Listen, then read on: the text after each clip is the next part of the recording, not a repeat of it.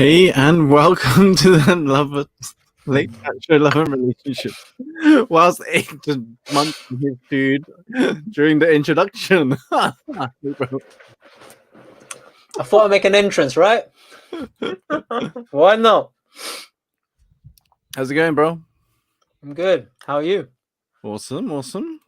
So, sad news tonight is we do not have Delara Tutek with us tonight because her power has gone out. So I don't know where her focus has created a outrage in her local area.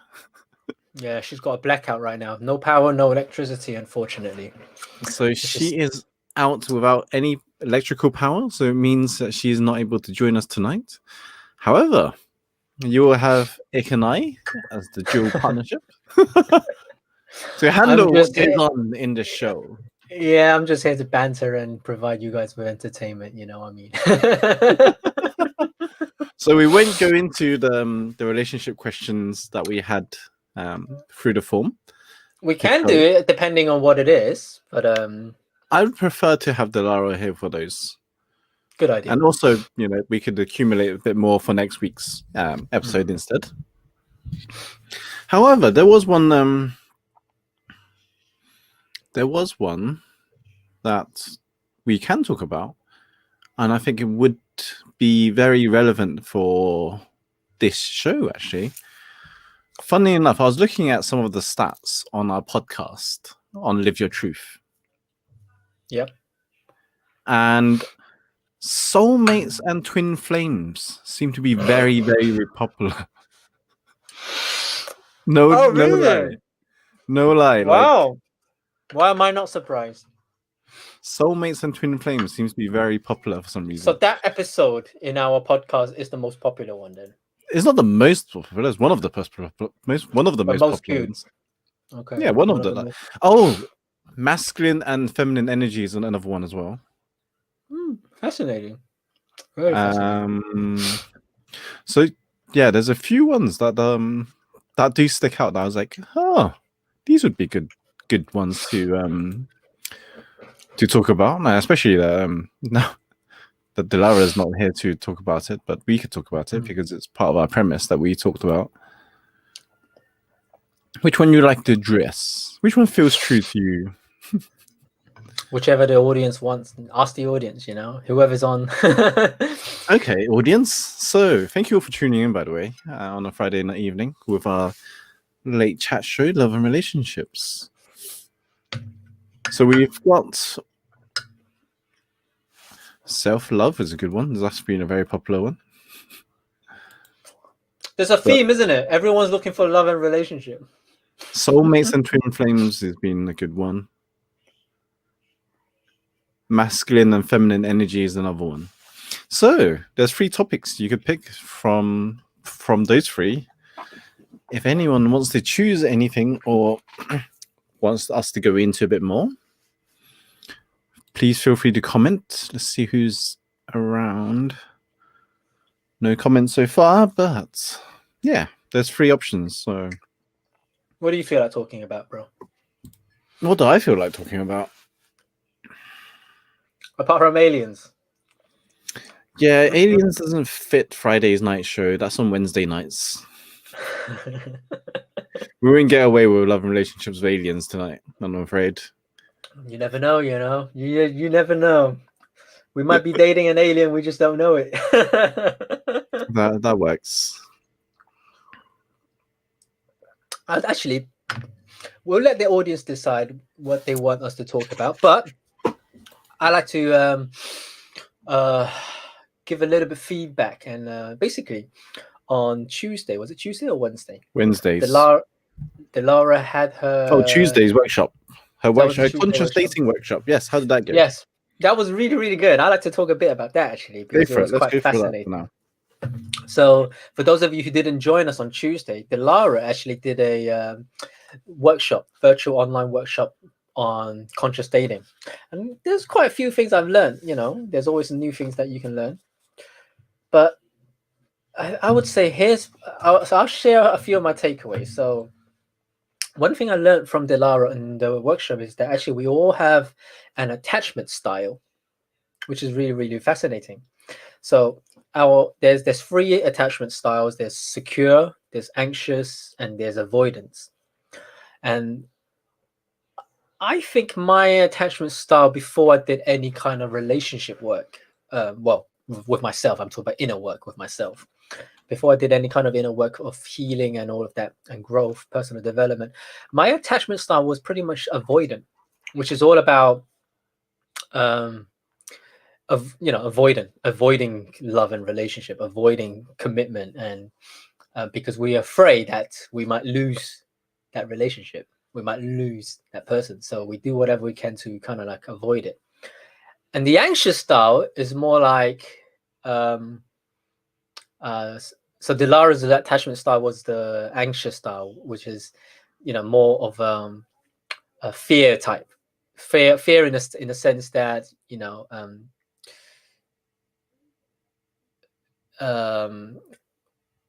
see, I wish she was here to explain it better than I can. Right? So one is afraid of love. The other one is afraid of losing love. Right? In that aspect, it's like one of the anxious one is like you're anxious about tomorrow. You're always worrying about your partner cheating on you, or you're worried about you're not good enough, you're not worthy enough, and etc., right? You're going to be rejected, etc. Whereas my avoidance style is more like, what if it doesn't work? What if I invest so much and it doesn't work, and all of that? So that's more, and so rather than going into a relationship, might as well not go into one in the first place. So you see, the orientation is very, very slightly different. Secure is the more healthy one. Secure is like you're secure on your attachment. You kind of like you feel secure and all of that. So it's fascinating. And actually, you can have a bit of both or a bit of mixture of different kind of attachment styles. And so when you discover what your attachment style is another sense of self-awareness. If you see what I mean, it's another layer of self-awareness that makes you think, interesting, very interesting. So that's my takeaway. I learned about attachment style. And when you learn about your attachment style, you can better communicate that to your partner, to your dates. So you address what you're afraid of, you address the need, you address the fear, which is a very good tool to use. Yeah. What do you think your attachment style is, bro? That's what I'm just thinking, like literally just going through it. Like, what is my attachment style?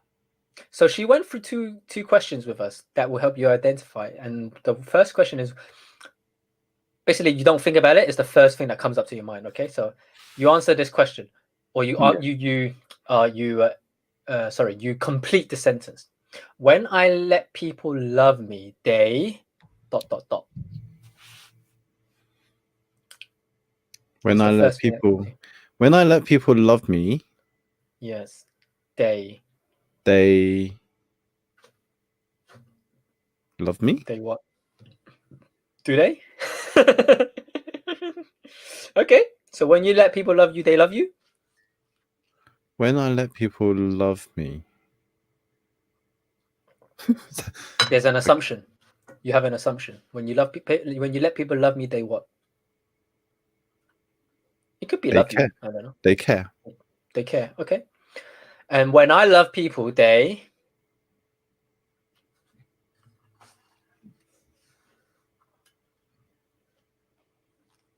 Appreciate. It sounds like you're quite secure, bro. I had the feeling it was secure, but I wasn't so sure. Yeah. Like I had the doubt, the back of my mind was just like, is it secure, or am I just being too big headed or whatever? Yeah, you sounds like quite secure for me. I thought it was the first thing that came in before I processed all the thinking and stuff behind it was secure. And another key takeaway I learned from the workshop was the two most difficult things to do in a relationship with integrity is actually communicating your boundaries, which is the first one, because most people don't do it. They don't communicate their boundaries, especially. And the second one, which I feel is probably the most challenging one, is keeping the boundaries once you've communicating it. Yeah. So there's no leeway, there's no compromise. You just keep the boundary. Well, that's the whole point of the boundaries. Yeah. It's a set boundary. You don't break it. But isn't it funny? A lot of people do. A lot of people allow people to push their boundaries. That's And they because don't say anything about it. and that's down to their own integrity of not following through with the sticking of the boundaries. Yeah, those are actually the two difficult things for people to do in a relationship. And I think that generally when people don't stick to boundaries, it's because they believe they're not worthy of the boundary, or they're not they don't have the power to stand in that power to stick with the boundary. Like they give their power away. Mm-hmm. Like, you know, if someone's pushing around on your boundaries, they're testing the waters, and you're letting them do that, you're giving your power to them to do so. Yep. Basically, you're giving them permission to take away your power. Yep. It's a lack of self-worth, lack of self-esteem. This leads to them. I don't know if we should talk about this one, but this one seems like a good example of Johnny Depp's relationship. Like that's a good one to be dissecting. Well, let's talk about it, because I don't know much about it. Enlighten me. Well, it's the whole, you know, is she a abuser, or is she the abuser? Is she being abused, or is she the one doing the abusing? You mean? Mm-hmm. Okay, so it was the story is that she's the victim of the abuse, right? And that's her side of the story, I take it. That's her side of the story. Okay, but then there's also photos and evidence of her taking photos of him being drunk and stuff and used. Okay. And abused. Was it a physical abusing, or was it emotional and mental abusing? I think it's both. Both. Okay. I think it's all. Okay. And we're talking about this because you don't believe that's true, or has there been a different side of the story that contradicts it? I haven't really followed the whole story, but I've just been. Is this recent, by the way? I don't know. This is recent. Okay, interesting. This is recent. This is like the whole thing was because like he was losing court battles and stuff. That they don't have enough evidence that what he's talking about is wrong. Okay. Or what she's talking about is false. So she literally took him to court. Oh yeah, there's the whole suing each other stuff. Oh, drama. Let me if I can pull up a bit more and I have more information.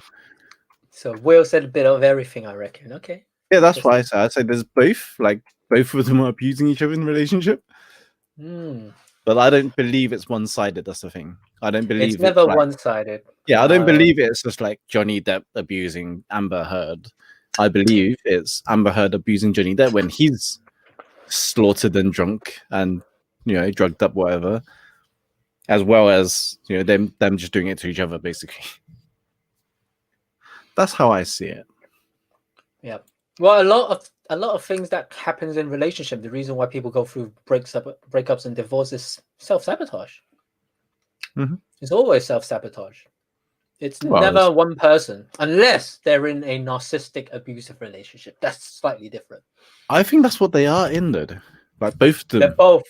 I think they're both as bad as each other. That's the thing. Johnny, I don't know. I like the guy. I don't know if he's a narcissistic. I'm not an expert.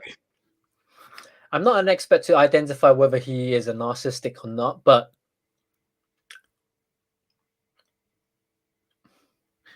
I like the guy. Let's just put it that way. Yeah, I do like the guy. I mean, like, I do like the guy, and I don't think I don't know enough, obviously, to know, like he said, to know whether he is narcissistic. But the relationship is very toxic. That's all I could say. Yeah. Well, you know, the thing about toxic relationship, we could talk a bit about that as well. You know, the thing about toxic relationship is like a lot of people label people toxic, right? And we had this conversation with Delara before. Well, at least I did. And we both came to the same agreement Nobody's toxic. No one. You can't label someone as a toxic person. No one actually is toxic, but it's the relationship that makes it toxic. Yeah, that's what I said. That's what I meant. The relationship dynamic between two people can become toxic if two people are incompatible with each other. Yeah, That's what what makes a is relationship. toxic. Yeah, It's never the I'm not person. saying it's never the Yeah. person. I don't say it's the person. No one's. But there's the relationship because they're so incompatible. The dynamic's so messed up. Yeah. It becomes toxic. Exactly. Like it just doesn't. It's like mixing oil and water, right? Like the general. It's like term. oil and water. Exactly. It just doesn't mix. It just goes. Exactly. It's like oil and water. It's like they're not meant to be, and you're still trying to mix them together. It's just not gonna happen, you know. And then when they add like I don't know alcohol and drugs into the equation, it's just like you're not even in control of your whole emotional. That's right. Being anymore. That's right. No, and you see, it takes. I always listen to both sides of the story of any relationship when there's something going wrong. Okay, I always listen to both sides of the story, and I've learned one thing, and that is when someone tells a good story and they really do sound like a victim, I really question it. Like I don't buy into the story anymore. Before I'll be like, really? Oh my god, no way! And especially if the story sounds so true, right? Like you just can't believe it. Now I really don't believe it. Now I'm just like, okay, I'm not gonna buy into it yet, just yet. You know, because there's always two sides of the story. I've learned there's always two sides of the story. Now I'm smart enough to ask, okay, so what's your contribution to make that happen? I always ask that question now. So what did you do? What did you contribute to making this happen? I always ask that question. Well, there's three sides of the story, isn't it? Well, there's two sides of the stories, the her side and his side, and then there's a complete picture. Yeah, the universal real truth. story. The real universal story, truth. exactly. The universal truth. The real story. Oh man. What's the real truth? What's the real story? I know this one girl. She's just so good at painting the story that makes her the victim, that makes her the good character, that she's done nothing wrong. And then you question, it's like, really? You've done nothing wrong in the relationship? Nothing at all? So you've done everything right. You've done everything. You're the good person. I really doubt that. I really doubt that. And then when you go and ask the guy, his side of the story, you find out, oh, no wonder why you sound so perfect, because you left this part out, because you didn't tell me this part. They're really good manipulating. They're good at fixing up. You see, this is why I don't listen. One thing people should not do is listen to just one side of the story, because people want to enroll you on their side. And when they want to enroll you on their side, they either lie or they simply don't tell you everything.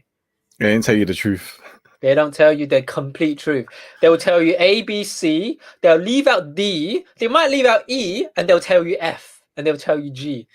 And then when it comes to H, they'll be like, no, I'm going to leave that out as well. So then you think, oh my God, I'm reading, I'm looking at this story. It's like, oh my God, she's a complete victim, not knowing that she did all those other stuff as well.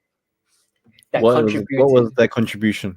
Exactly. So I never buy into that story anymore. Oh,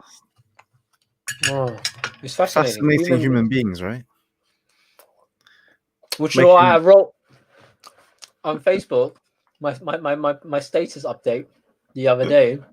I'm so grateful for the person who invented popcorn, because now I watch human beings. I observe human beings while I eat my popcorn. Human beings are fascinating. It's scary the length of stories that we would make up to avoid the truth, or to avoid facing the reality. It's because people don't want to take responsibility. That's all. Yep. That exact same girl has a need to be a good person, or at least appear to be a good person. And that person, that woman, has a need to be liked by others. You know? Whereas me, I don't care. I don't give a shit. People like me will just like, okay, I don't need you to like me. I prefer if you respect me, but I don't need you to like me. So people like us get a lot of haters.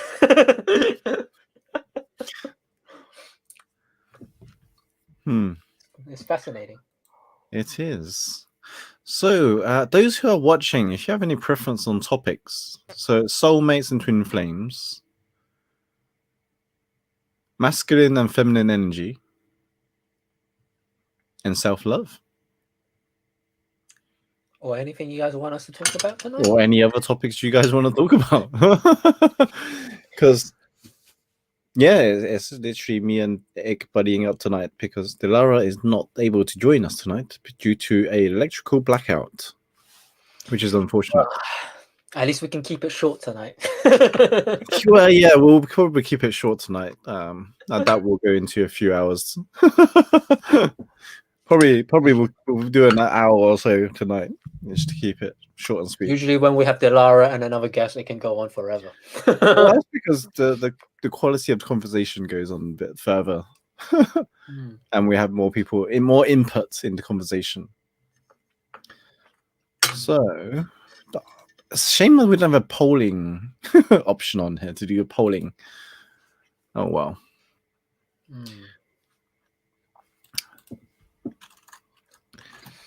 But yes. Oh, actually, emotional intelligence in relationships. Would you like to talk about that one? Doesn't it, one? Again, emotional intelligence is something I prefer to talk about when Delara's here. She's an expert in that field. All right, let's talk about those three then. Those three. Pick one. What do you feel like talking tonight? What do you want us to talk about tonight, Will? What are you interested in? Or would you like to join us, Will? We can have that too, you know. We're a guy chat tonight. I love guy chats. Remember the chat we had with Ragov? Oh, Ragov. Sure, invite Ragov. Just call him. Just bring him on. It's like when it's like past a certain time with the red wine, it'll be like, okay, boys talk. We start rubbing our hands. Boys talk. Oh, I love those conversations. Casual relationships. I'd prefer to have that Dilara to be on for that one. Casual relationship. There's not much to talk about when it comes to casual relationships, though. It's Kirsty was good for that one. Yeah, it's just all to its own, isn't it? All to their own. Yeah, it's nothing wrong with it. Just... Will says he knows nothing. Even better, we can have a know nothing chat. I know nothing too, Will. I know nothing. Just going with the flow.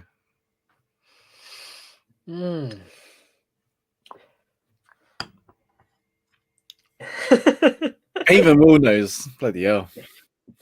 She's built herself a reputation, hasn't she? A brand. I need to take off need to help her with her branding. Assessing soul weights and twin flames. Masculine and feminine energy.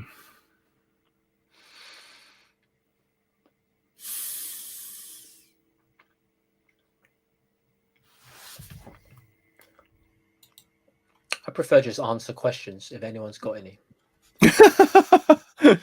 You should prefer the Q&A. Not much Q&A tonight, actually. There's not much on the... there's one, but I would probably prefer to have Dilara here on those ones. Sure. Well, let's talk about you and Pauline. What about me and Pauline? How is the lockdown treating you both, and how is it affecting your relationship? And how are you managing and coping with it? Same as before. Obviously, we just don't get to see each other and go on dates, but nothing different. Obviously, it's harder because we don't have the the physical attachment and the connection. Mm. But it's only been what, just about a month coming, right? So it's nothing too different from previous. If I went away or something on trip, Mm. it's normally Yeah. like 3 to 4 weeks anyway. So there's nothing too different for us. But just probably knowing the fact that we are in the same country, but we're still not allowed to see each other is probably a bit annoying. Mm. But there's not much we could do, right? It's just part of it, like go with the flow. But we see each other next week, so it's okay. Oh yeah, next week we get the lockdown is complete by next week, isn't it? Yeah, there's only about a week left, The so time just flies for me, bro. Just didn't make a difference to me at all whatsoever. Well, yeah. So lockdown's not much different for us. I mean, only activities we didn't get to do is spend our money on food and go out eating, and probably cinema. I suppose that's probably another one, but nothing too major. It's probably better because we saved a lot more money during this period of not going out. That's true. That's true. That is true. Well, I always thought you and Pauline lived together. Luckily, you were being yeah. We have a strong bond and foundation, so it's easier for us to maintain and manage now. And I suppose being engaged helps it cement that even more. How many years now? Is it 10? Did you say 10 10 or years. 11? 10 years is coming to 11. 10 Wow. years and they're not even married yet. Fuck. Wow, man. Amazing. Well, 10-year anniversary was when I asked her to marry me. So This that was guy. the anniversary, right, in Cyprus. So Yes. Well done, bro. Well done. Proud of you. and then we skipped half of like 8 months of this year. 8 months of this year has been taken from us. So a refund for 2020, please. Refund. Oh, no refund. You know, I'm gonna say it in the Asian accent. No refund. No refund. But 9 months of refund, please. No refund. No guarantee. No refund. No guarantee. No refund.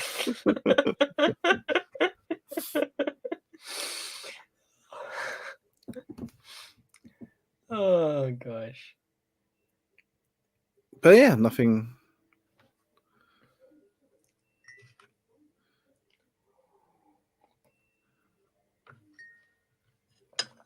Nothing too major.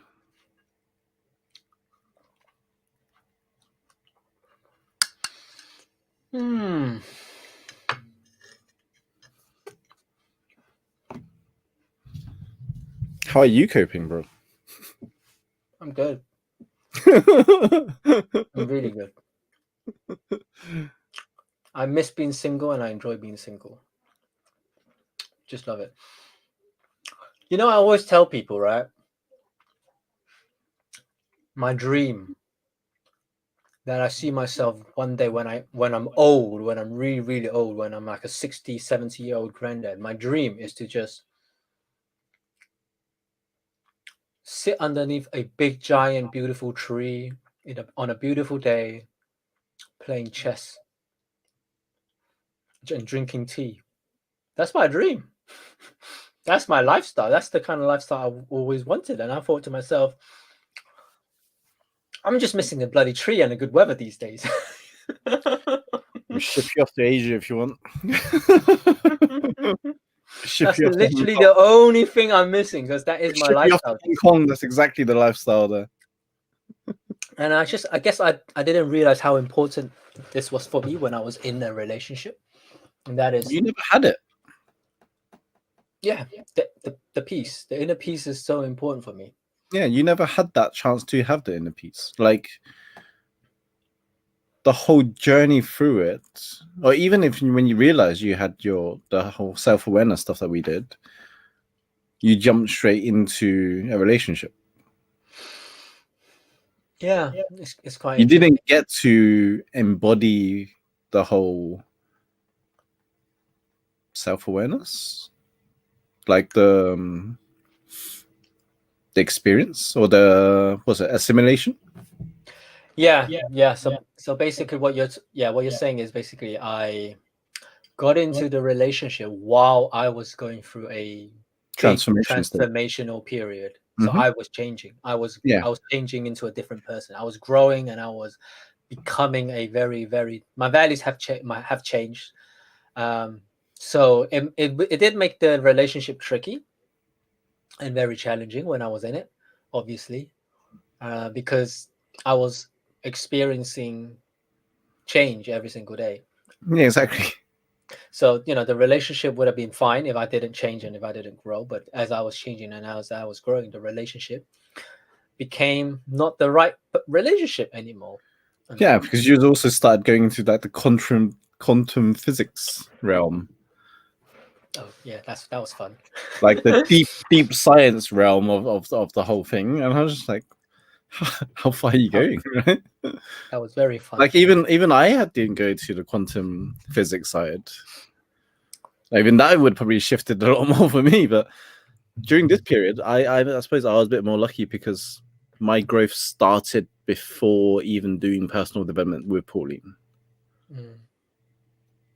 Like when we got together, it was university, so that was prior to me doing any personal development work. That was even prior to Tony Robbins' time, right? It was prior before me even getting to a job. Yeah. So Well, I had the whole opportunity to grow with it. Well, in relation to your relationship with Pauline, is you knew from day one what you wanted anyway. So for me, it wasn't that case. Yeah. For me, it wasn't the case. I knew what I wanted, but I wasn't clear, and there were certain things. What broke it was the non-negotiable. The non-negotiable. I wasn't clear on the non-negotiable, and neither was she. So we got into an incompatible relationship. So one thing I learned is compatibility is so important. So important for a relationship. That's the only thing I look for these days in a relationship with anyone. Compatibility. If we're not compatible, you can go away. You can go away. I could have told you that one. You can go away. So at least you know what you want now. It's my lifelong lesson. See, if you want me to give you any relationship advice, guys, this is it. Make sure you're compatible with each other. That's the lifelong lesson I've learned.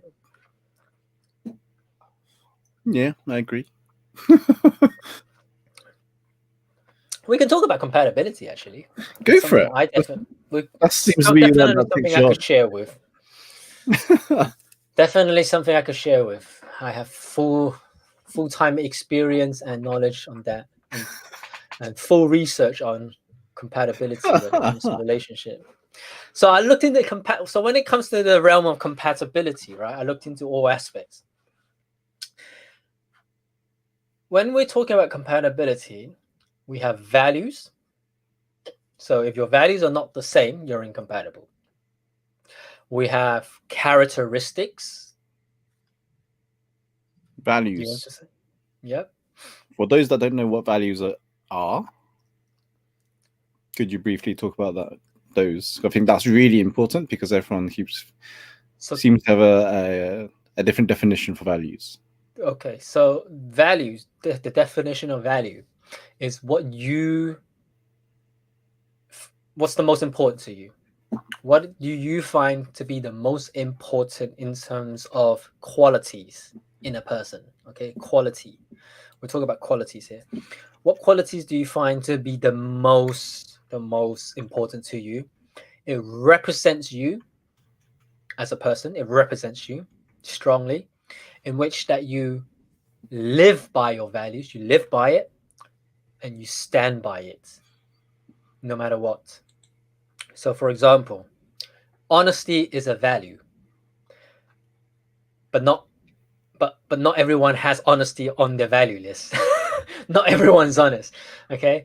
So every time a client of mine or a student, when we do value exercises to identify their values, when they say, oh, honesty is on the top 5, I always challenge them. Really? I then go ahead and ask, are you an honest person? When was the last time you told a white lie? And more or less, it's yesterday, last week, last month. You're not really honest. And so you're not really honest. You would like to be honest. You like the idea of other people being honest, and you like the idea of being honest, but you don't live by it. So you're not an honest person. Okay? Maybe you're honest to a certain degree, but honesty isn't your value. Right? Because if honesty really is your value, you would live by it. A truly honest person would be so guilty the moment they have to tell a lie. They would sweat and they will freak out. They can't. They either can't lie, or the moment they tell it, no one believes it anyway. They can tell it's a lie straight away. They can't play mafia. They can't. And the moment they tell a lie, they feel so guilty about it. They have to. An honest person have to live an honest life. They can't no play matter poker. what. Right? They don't have the poker face. It's like you can tell when an honest person is, you can tell when you're in front of an honest person. Now that's honesty. They live by it. It's who they are as a person. So your value kind of embodies that. It's who you are as a person. Again, integrity is another one.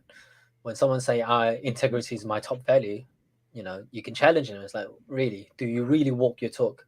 Do you really do what you say you're going to do? Do you really deliver? Do you really put your money on your mouth? Are you a hypocrite? Yes or no?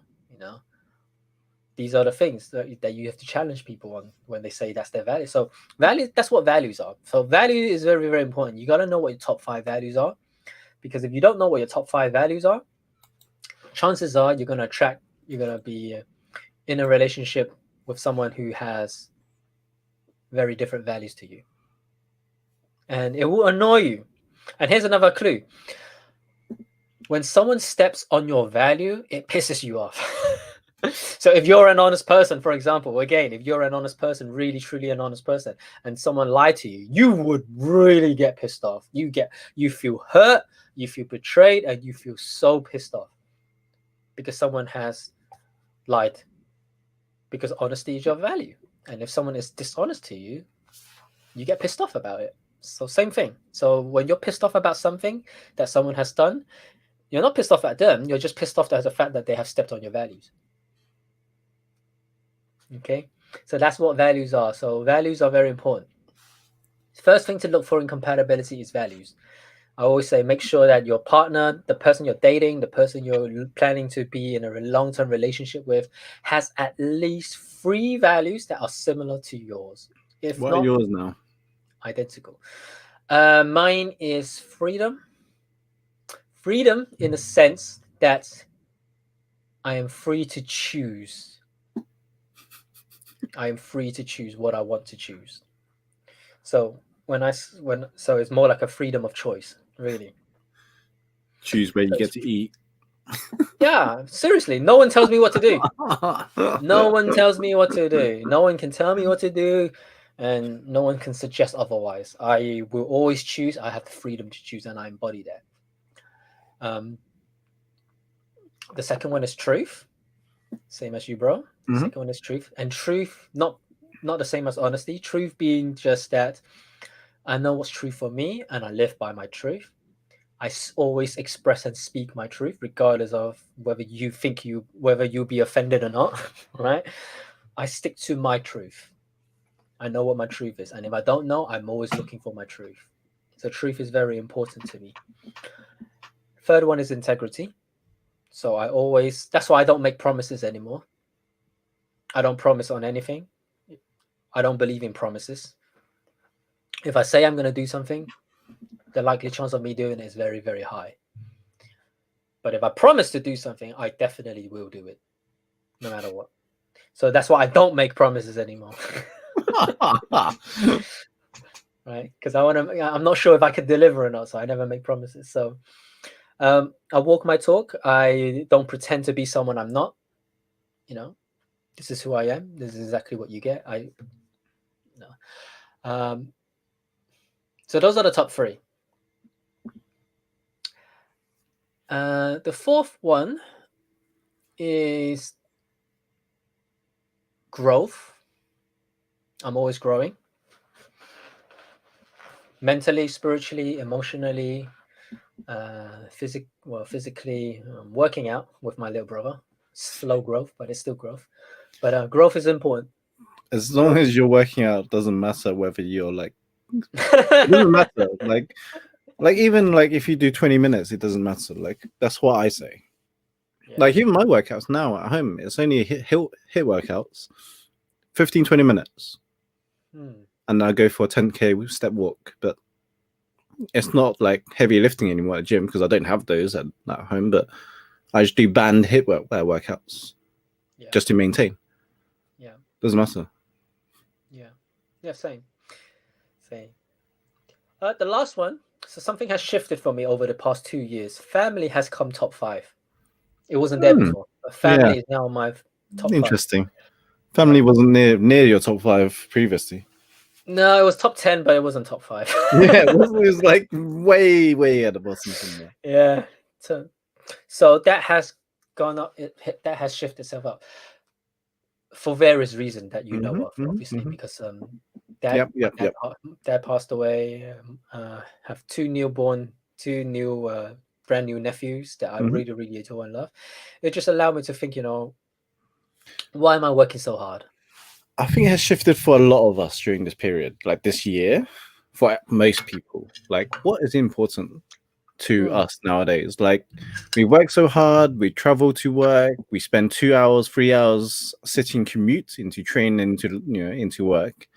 But now we get to spend more time at home with our family members, with our parents, with our brothers and sisters, and like we have cars and material stuff that no one gets to see anymore because we're stuck at home.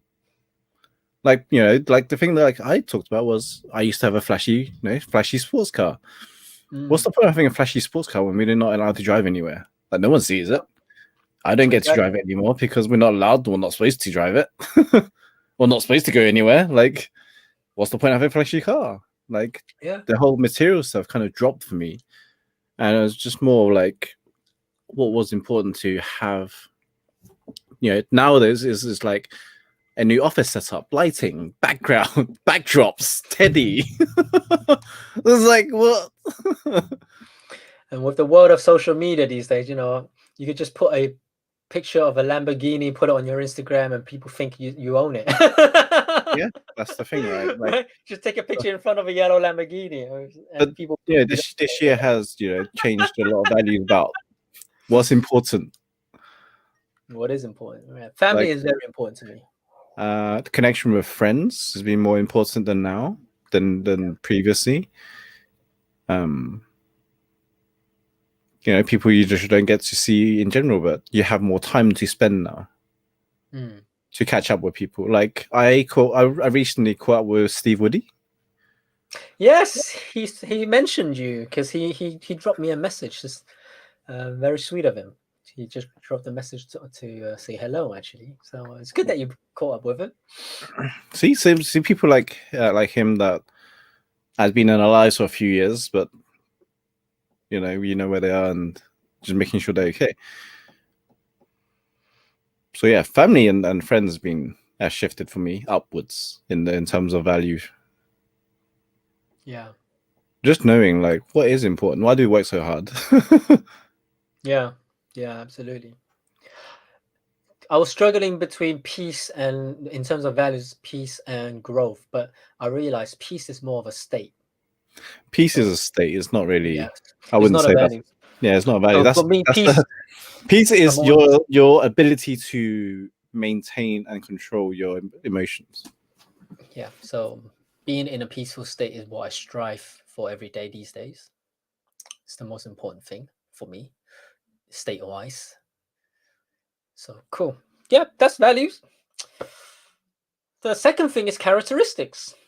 Your characteristics, because it's very different to personality. Your personality is, your personality, right? How you are, whether you're functional or dysfunctional. Your personality is defines your identity. But your characteristic is slightly different. Your characteristics are the traits that gives you the quality as a person. Hello, Katrina. Hello, welcome. Would it be important to know the identity first or the characteristic first? That's both, bit of both, isn't it? It's important for the person, the individual, to know their identity, to know their personality. Is self-awareness. It's part of self-awareness. So it's important for the person to know their own personality. Characteristic is more for other people. Right.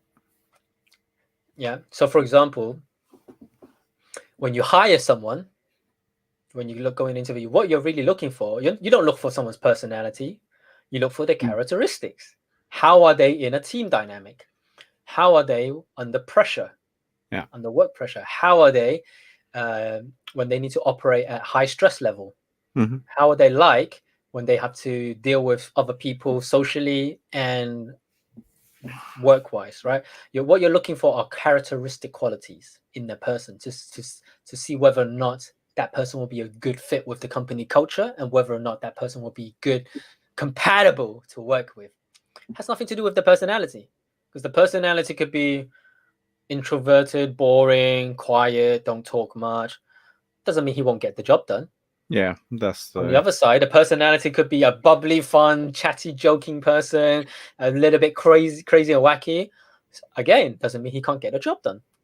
Doesn't mean he won't work well with the team, right? So characteristics and personalities are very, very different in that aspect. And so you can see why it's so important when it comes to finding a life partner to be someone who's compatible with you.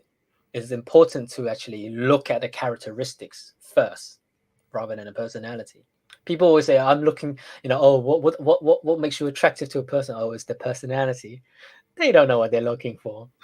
what they're really saying is, believe me or not, the reason why people say they're always looking for the personality is because they're looking for the exact resemblance of their parents. They're looking to date someone and get into a relationship with their parents, again, to get the love that they never got from their parents. That's the problem. So don't be fooled into thinking that personality is important in a relationship. It's not. It's the characteristics that makes you compatible or not. So a good example would be, I have characteristics in leadership. All right, in terms of I embody a lot of leadership characteristics traits. So I'm always service orientated. I'm willing to be the first to get out of the plane to go into war. I'm willing to be the last to go back and make sure my teammates are safe, So I take more risk. I'm more of a risk taker. That's my characteristic trait. I'm more of a risk taker. Now, if I was to date someone who's less of a risk taker and is always, is more risk averse and like I like to spend, I like to invest more, but someone who doesn't, and I'm with a wife who is so, frugal with their money, less risk, it's not going to work out. Right? There might be a good balance. We might learn a lot from each other, but you can tell that already itself is going to create drama and conflict because it's just not going to work out. Because I'm always looking to take risk. I'm always looking out for other people. Whereas if she's more selfish in a sense that I prefer to stay safe. I want you to be safe. I don't want you to go out and take risks for others. It's not going to work out, right? That itself is going to create conflict. As you see how important that is. So characteristic is so important. And people don't think about these things. And that's where astrology comes in. That's the power of astrology. A lot of people don't understand when it comes to astrology. But when I'm talking about astrology, I'm more talking about the Asian Chinese astrology, where we have the 12 zodiac year, So, for example, I did a lot of astrology research and a lot of study into astrology. One of my passion, one of my hobbies, right? So for those of you who don't believe in astrology, it's okay. You don't have to believe in it. You just have to stay open-minded. You just have to stay open-minded. You don't have to believe in anything, because I don't believe in anything. I just stay open-minded. But there's always some elements of truth in it. There's always some sort of some very fundamental truth in it. So, for example, I'm most compatible with people who are born in the year of the rat, the year of the dragon, and the year of the monkey. And I find it fascinating. It's a 4-year gap both ways. So a monkey could be 4 years older than me or 8 years younger than me. Same likewise with a dragon, right? I'm a rat. So someone who's born in the year of the rat is the same age as me. And there was one time I asked my spiritual teachers, like, why does astrology matter so much? Is there some sort of a logical sense to it in terms of compatibility, right? And he gave me a very interesting answer, which does make sense. Let's see if it makes sense to you guys.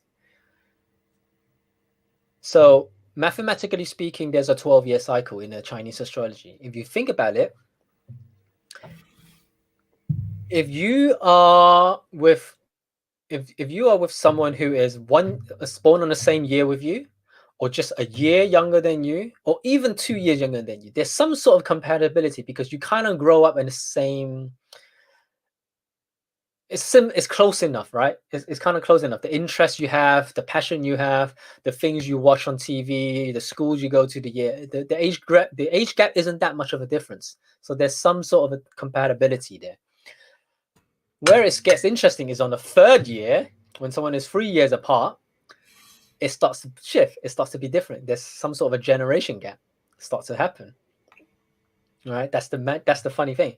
But then on the 4th year gap, it's quite interesting because now there is compatibility on the 4th year. And the reason being is because now there's a real generation gap. And that means, but it's not close enough for you to be the same and not too far apart for it to be such a huge gap so that you're unrelatable. Make sense?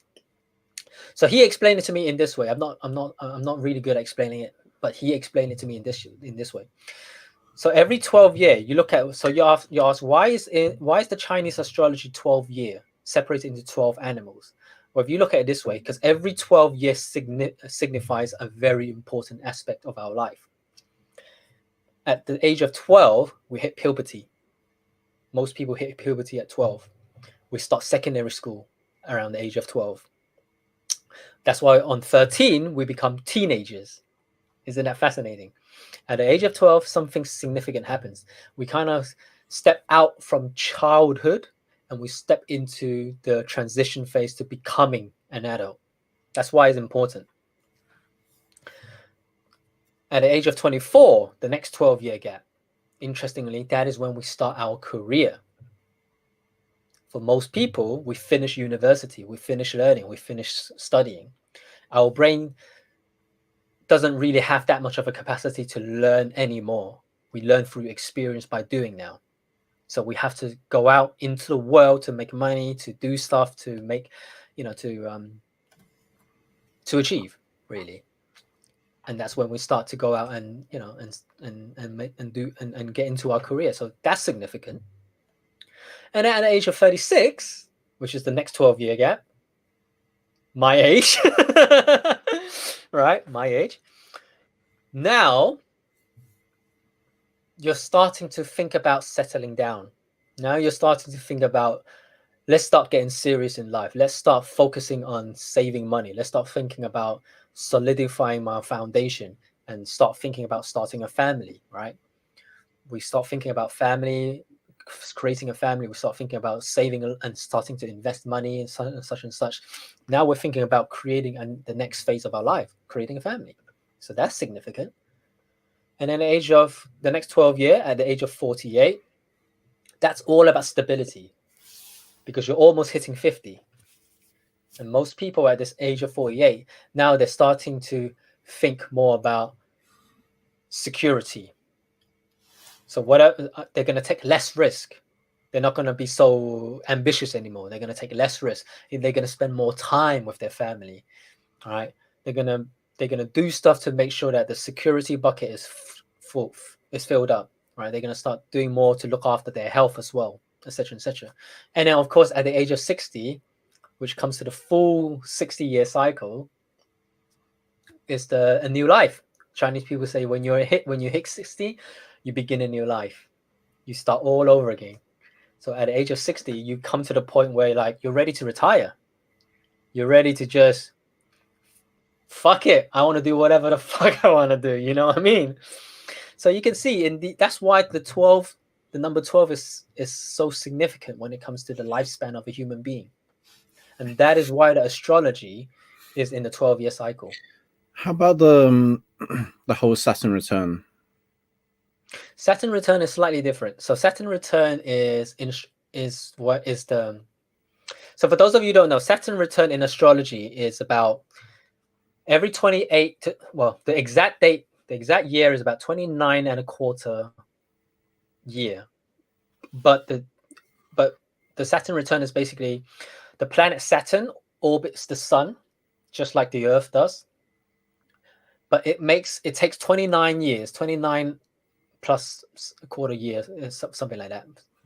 It takes around 28 to 29 years to make its full circle. So Saturn return is a terminology. So Saturn represents your identity, it represents your ego. And for every Saturn return, every 28 years or so, 29 years or so, a Saturn return represents that the planet Saturn is in exactly the same spot the day you were born. And that is significant because, like I said, Saturn represents your ego. Now, if you look at our biology, right? We're always changing. Our cells are always dying. We're always making new cells. We're always creating. We're growing, right? The cells are always generating new cells. And it's been scientifically proven that apart from our brain, the rest of our body, every single cell in our body dies and is replaced after 7 years. After every 7 years, 8 years or so. That means you are not the same Jono as you were 7 years ago. Mm-hmm. Physically speaking, apart from your brain, right? Physically speaking, you are no longer the same Jono compared to this Jono 7 years ago. Mm-hmm. So who's to say you're still Jono? Right? Who's to say you're not who's to say you're still Jono? Maybe you're a complete different person. You have a different identity now. So you see, our identity doesn't like that. Our ego doesn't like that. Our ego needs to have that certain confirmation to know that, no, I am still me. I'm still Ick. But because like William said, like mentioned that 28 years is such a huge, significant year, or 28 years old, or 28, 29, whenever it is. Mhm. I suppose I was lucky because I was more self-aware before I hit 28, because I studied self-awareness stuff with William of 27. Mhm. So I was more aware about what was to come. Yeah. So it's significant because you have to, I actually look into it. I didn't have a negative events. Actually, we're jumping ahead. The audience is probably lost. Hmm. We're jumping ahead. Now, Okay, go back. 28 year, going back to the 7-year cycle, right? Every 7 year, your cells replace itself. So you will find that if you look back into your life, at the age of 7, 14, okay, you got to give it a range. It's not exactly 7 years, okay? So you're going to give it a range. So between 7 and 8, between 14 to 15, between 20 to 21, 21 to 22. If you look back into your life, there's some major events that has happened during those years. Major events, either negative or positive, that has happened. Something big has happened that shifts your way of thinking. Mentally, physically, emotionally. It shifts you. Okay. For some people who have gone through a traumatic experience in childhood, usually they relive that trauma. I know someone who had a very bad childhood, physically abused, sexually abused when they were a child, when they were 7. At the age of 14, again molested, sexually molested. At the age of 21, got raped. It's like it's just recurring. It's the same theme over and over again, and it does that to some people, right? It does, like that's a good, that's only an illustration for someone who's been through an extreme case. That's an extreme example. Okay. When I was 28, when I was 27, 28, that's when I had my car crash, remember? Mm-hmm.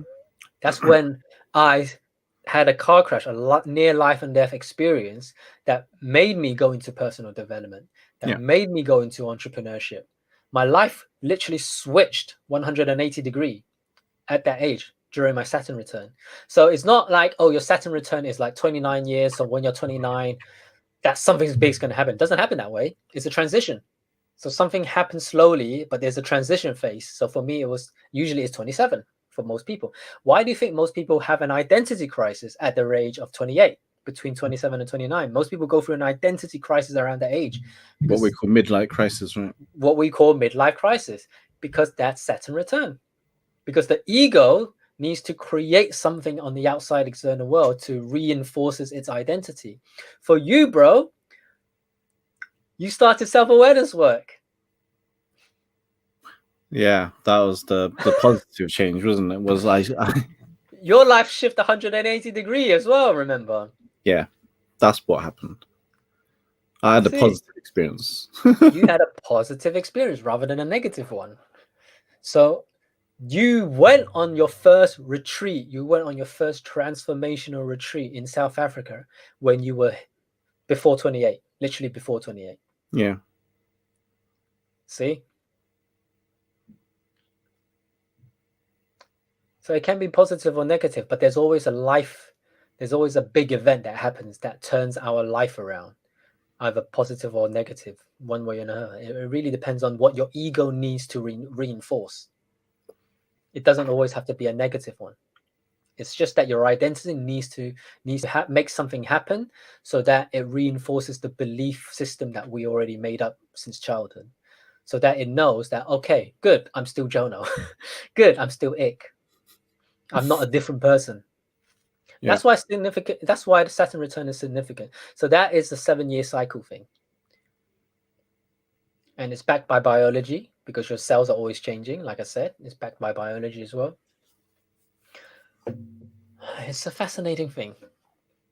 Astrology is fascinating when you look into it. There's always elements of truth to certain things, but you have to look at it from a logical point of view.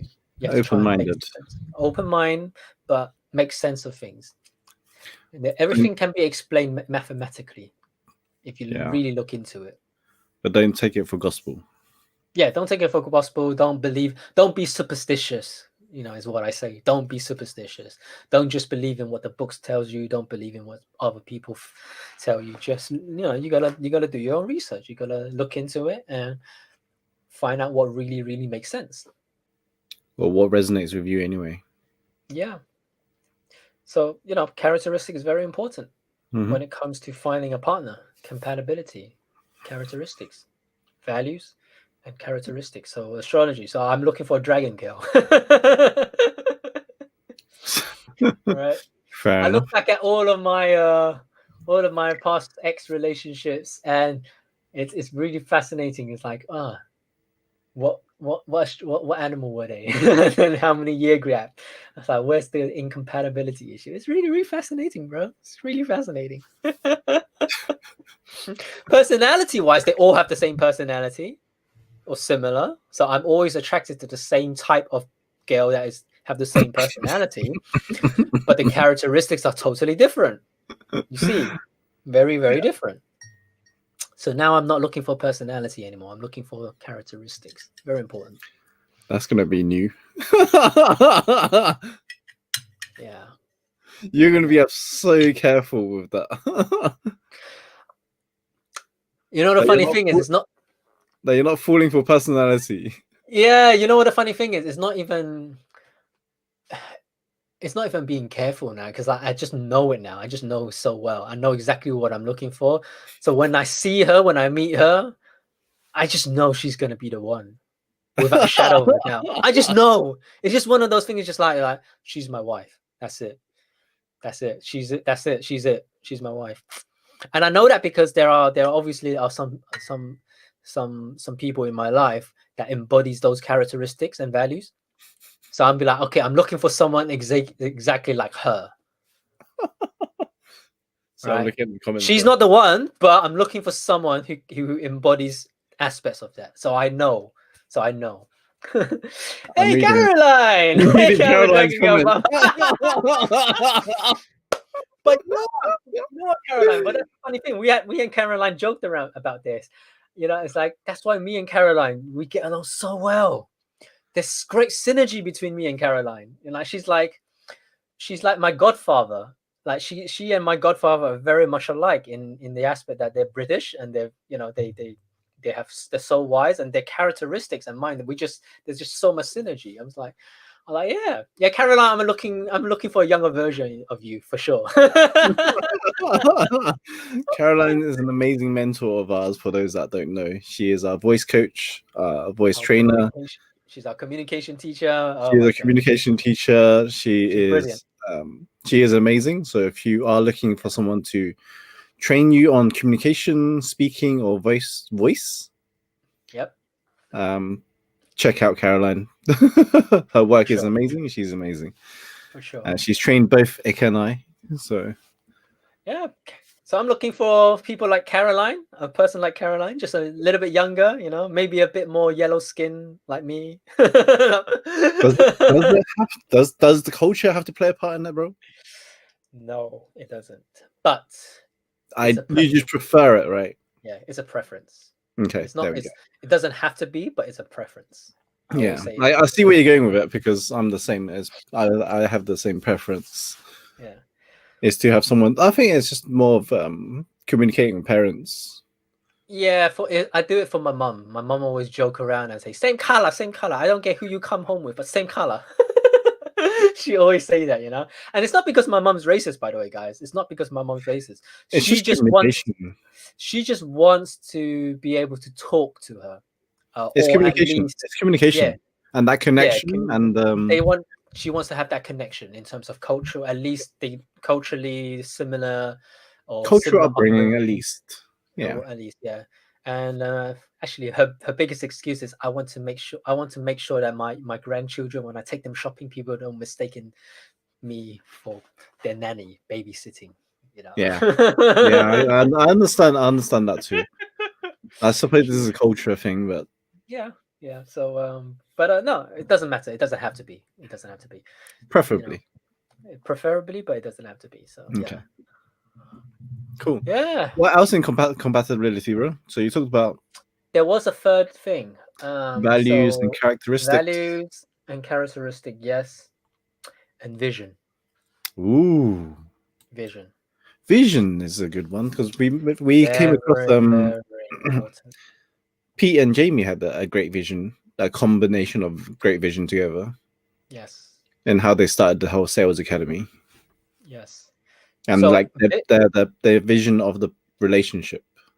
Yeah. Like business is business, relationship is relationship. Date night is date night. Yep. So your vision must either align or you must be okay with each other's vision and you support each other's vision. Very important. So, for example, you're a good example, you and Pauline, okay? Pauline has her own vision that's non-related to you. You have your own vision that's non-related to her, right? But the good thing is she fully supports you no matter what, right? She may not be passionate about what you do in aspects of your vision, but she's not gonna be an obstacle. she's not gonna get in your way. If anything, she's always there to make sure she can carry you emotionally and support you emotionally, right? At least that's there. So she supports you. And maybe she doesn't even need to have a vision of her own. And that's okay. But as long as she supports your vision, that's important. Right? What doesn't work out is when two people have two very different vision and they conflict. That's like devil's cocktail. Right? So vision goes hand in hand with what I call your personal worldview. So the third thing, so it's not, there's no fourth, because they're all interlinked. So vision and your personal worldview, they're one and the same thing. How do you see the world is so important. That's the third thing, and that's about compatibility. If you have someone, I'll give you an example. My ex, the reason why it didn't work out was because she believes in evolution. I don't. Now, you might think, well, okay, that's a bit silly. How? Okay, I was like, yes, it is silly.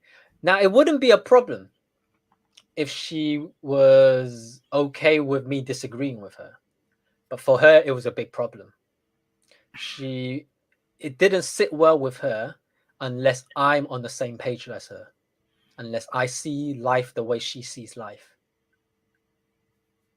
You see, so that doesn't work out. I don't care.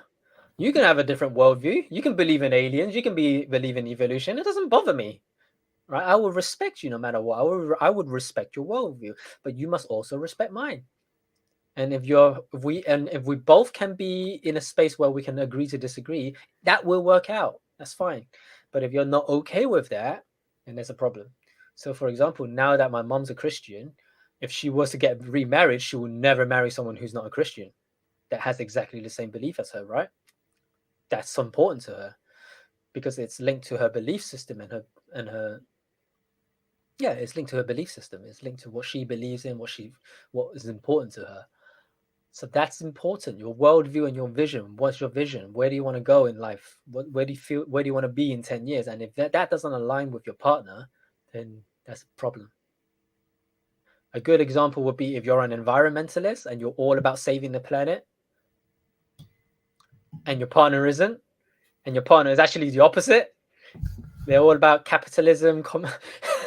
It's all about petrol, eating a lot of meat, processed meat, and they support corruption. You're in trouble, mate. That's not going to work out as well, right? I was going to say, how about relationships when one's a vegan and one's not? That's not going to work out, bro. unless, and I'm telling you, you laugh. I already know I know where this is going, bro. I know exactly. I already know. Like I said, I already know my partner's not going to be a vegan because I'm not a vegan, and I can't be vegan. I will not ever be a vegan. And I don't have a problem dating a vegan, and I don't have a problem being in a relationship with a vegan. I have no problem with anyone being a vegan, as long as you don't need me to be one. Right? Chances are that's not going to happen. Chances are it's going to piss them off still. So that's not going to work. Because when you're going out to eat, you'll have trouble finding somewhere to eat out. Exactly. That will have the best of days. There will be days I'll be like, God damn, I just wish I could take her out for a fancy steakhouse. You know. Sometimes I just, I would love to just munch on a juicy, dirty burger with her. Go for go to one of those burger joints, and but I'm not saying it doesn't work. I'm not saying it can't be work. Like I say, it has to, as long as each partner you respect each other. You respect each other. Yeah. Exactly. So I just saw that comment just now as well. I'm vegan, my wife not. Works fine now. Exactly. That's fine. That's perfect. As long as you don't get triggered by it, as long as your partner don't get triggered by it, and you're happy to agree to disagree, and you're happy to respect one another's diet plan and whatever, then that's fine. That's fine. The only problem is if it does bother you, then that's a problem, right? If it does bother you, then you gotta really have to sit down and think. You've got to communicate that. Very important. Yeah. You got to communicate that, like the boundary, like I respect that you are a vegan or you are meat eater, whatever, but I also want to stick with this, and this is where I'm going to stick with. And it's like, that's cool. Just respecting each other's choices, that's very important. Exactly. And so, going back to me as an example, one of my non-negotiable that it is she must not smoke. Smoking is a no-no. No, you smoke, we're not. That's it. I'm out. Right? You're not a smoker? Great. You start smoking, I'm out. That's how simple it is. I cannot live with a smoker. It's a non-negotiable, right? So again, compatibility is like, what's your vision? What's your you know what's your worldview? Very important. But vision is important but when we're talking about vision, it's more about, as a man, you got to have a vision. Every man has a vision, no matter what. It's just a matter of whether you live it or not. Because there's who was this? Who was the one that said it? That If you dare to chase your vision, something about a man who has no vision won't live long, or something like that. Something I'll along that find it. phrase. I can't remember the quote, but basically, it's suggesting that as a man, as human beings, men have vision. They live. They need to have a vision to keep them going in life. And as a female partner, you have to respect that. A man without a vision for his future always returns to his past. Not that quote. Good quote, but not that one. A man without a vision is a man without purpose, because purpose is what will tell you why you need a vision. Not that quote. Not That's that true, one? but not that quote. No, there was another good quote. The man who has no vision will undertake no great enterprise. Not that quote. No. Where there is no vision, there is no hope. Not that one. No. Okay, I'll keep looking. You carry on. Yeah. No, but that's really it. Those are the three things. Those really are the three things. That's what compatibility is all about. So important. And that's when toxic relationship happens. When the compatibility is not there. That's when you have toxic relationship. Remember, going back to what we said before, there's no such thing as a toxic person. There's only toxic relationship. Like water and oil. Incompatible relationships. Yep. It's like mixing oil and water. Doesn't work. But if you mix oil and fire, you can definitely create some kaboom. So Winstone 75 said it took some time though. Yeah, well, I'm actually happy for you, bro, or sis. I don't know which gender you are, but I'm actually very happy for you. That no, you said your wife, so yes, you're a bro. I'm actually very happy for you that you managed to make it work with your wife. So that's brilliant. Yeah, because I know so many people so many of my friends who are struggling because their wife has started becoming vegan, and it's creating a lot of conflict in their household. It's quite interesting. Well, it's hard when one wants a steak and one wants something else. It is hard. It is hard. I can tell you now, like, I would not be a vegan because I just love steak too much. Say likewise, bro. Likewise. Just how it is. Like, yeah. Me, exactly. and it's gonna stay that way for now. Yep.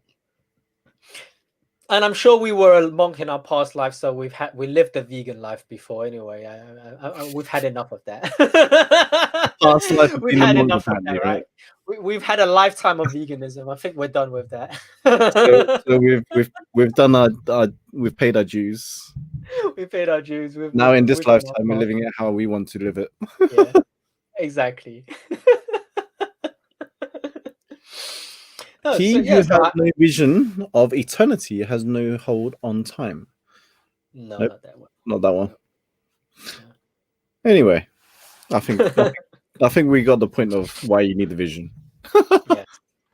Yes, you got a point. Very important. So, anyone have any question for us, or would love for us to talk about, or you would like us to talk about it? Just put it in the comment below. It's great for you guys to join us as well. Do say hello if you haven't yet, so we know you're on. Yeah, if anyone wants to join us, feel free as well. Since we're now missing our trio. But yeah, the topics that we do have though I did suggest earlier, soulmates and twin flames, masculine and feminine energy. Those are I'm not surprised those were our popular podcast episode. I am so not surprised. It's yeah. There's some reason those ones are very popular on our podcast. To It's this because day, like it's been like 2 years yeah. since we launched it. Well, it's because everyone loves the romantic idea of there's the one out there. That's why. Winsterno, twin flames. Twin flames. Okay, we can talk about twin flames. Why not? Yeah. So So there's already soulmates and twin flames. soulmates and twin flames. Yeah. That So was the myth that we busted on our podcast series, which proved to be pretty popular. so really, so a lot of people have a very different understanding and definition of soulmates as well as twin flames.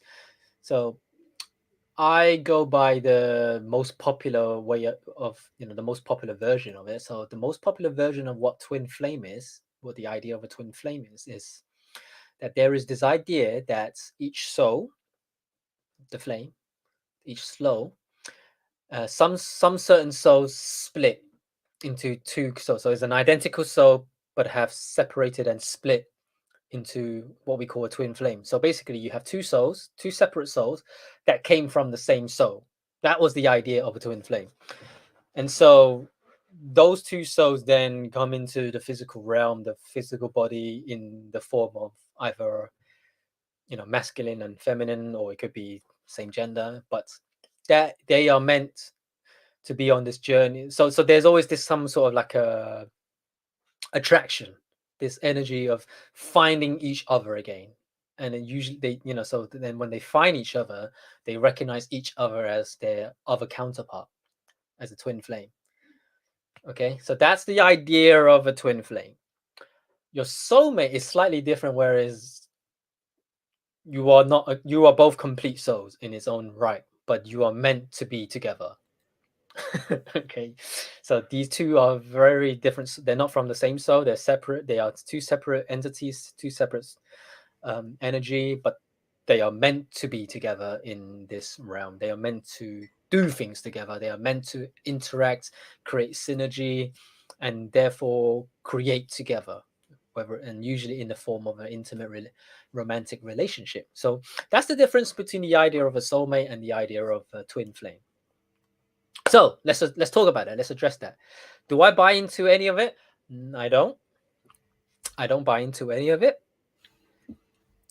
And here's the reason why.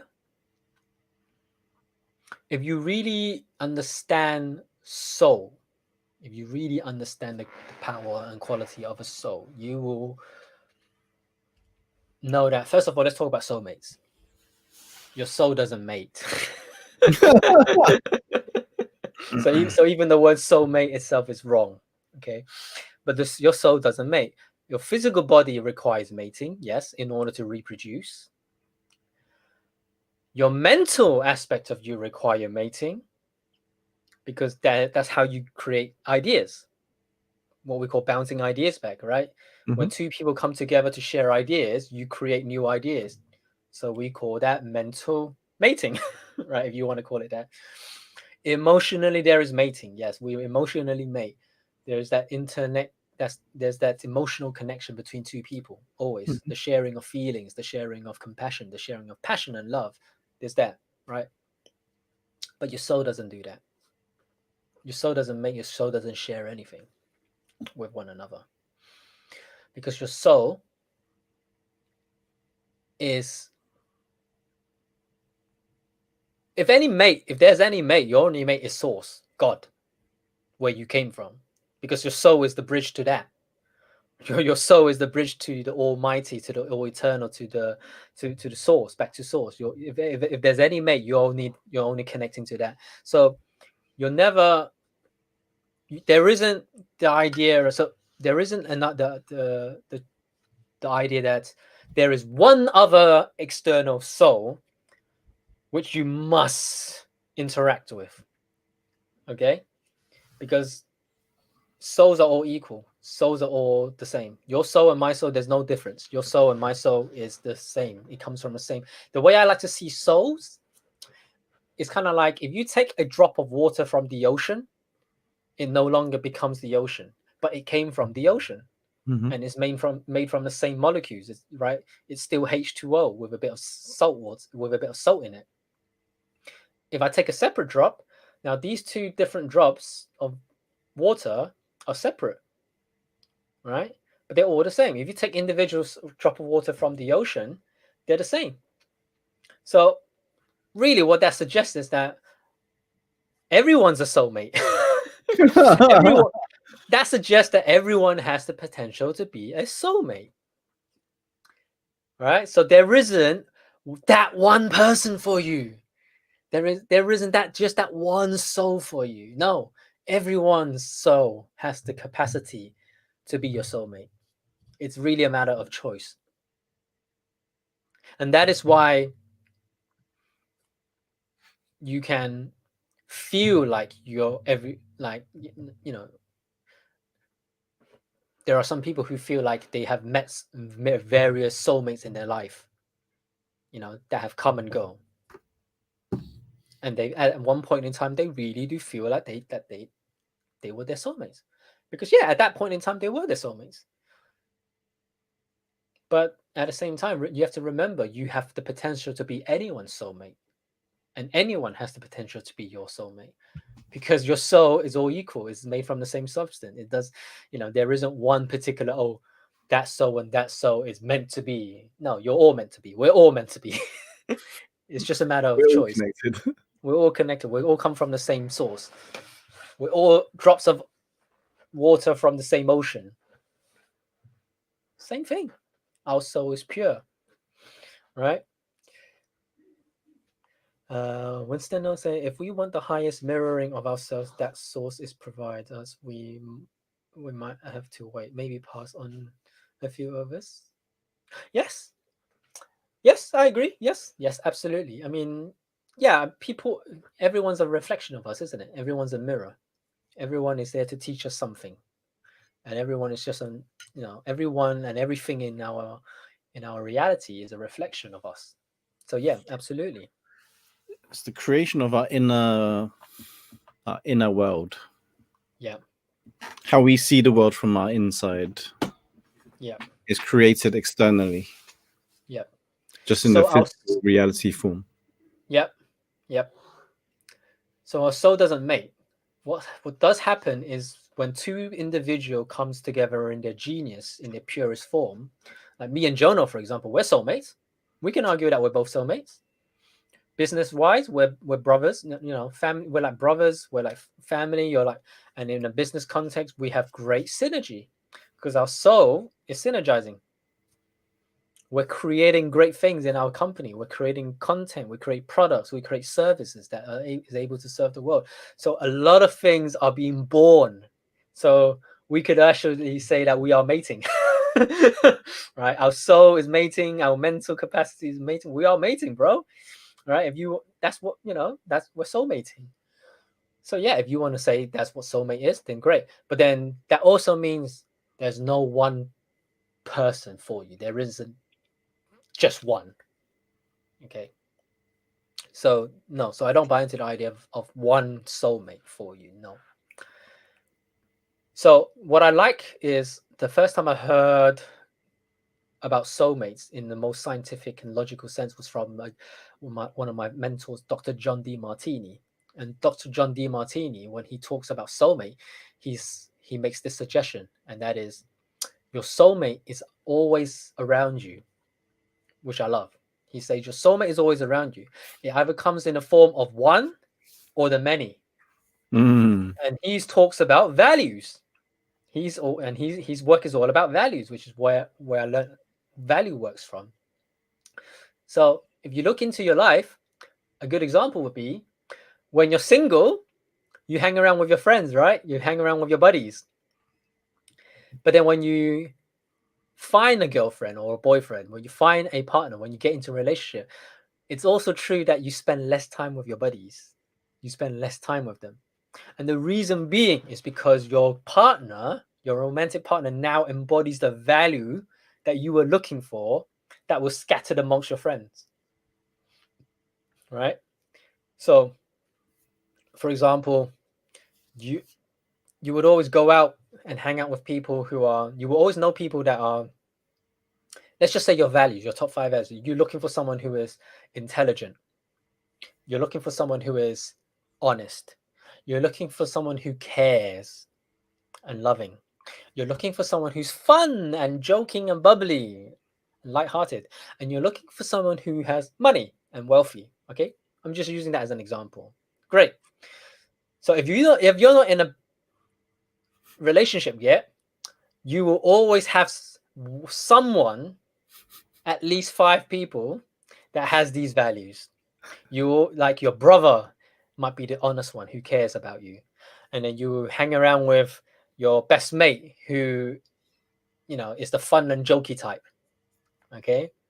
And then maybe it's your dad or your mentor who's the rich one, or someone you admire, right? That is the rich one, and such forth.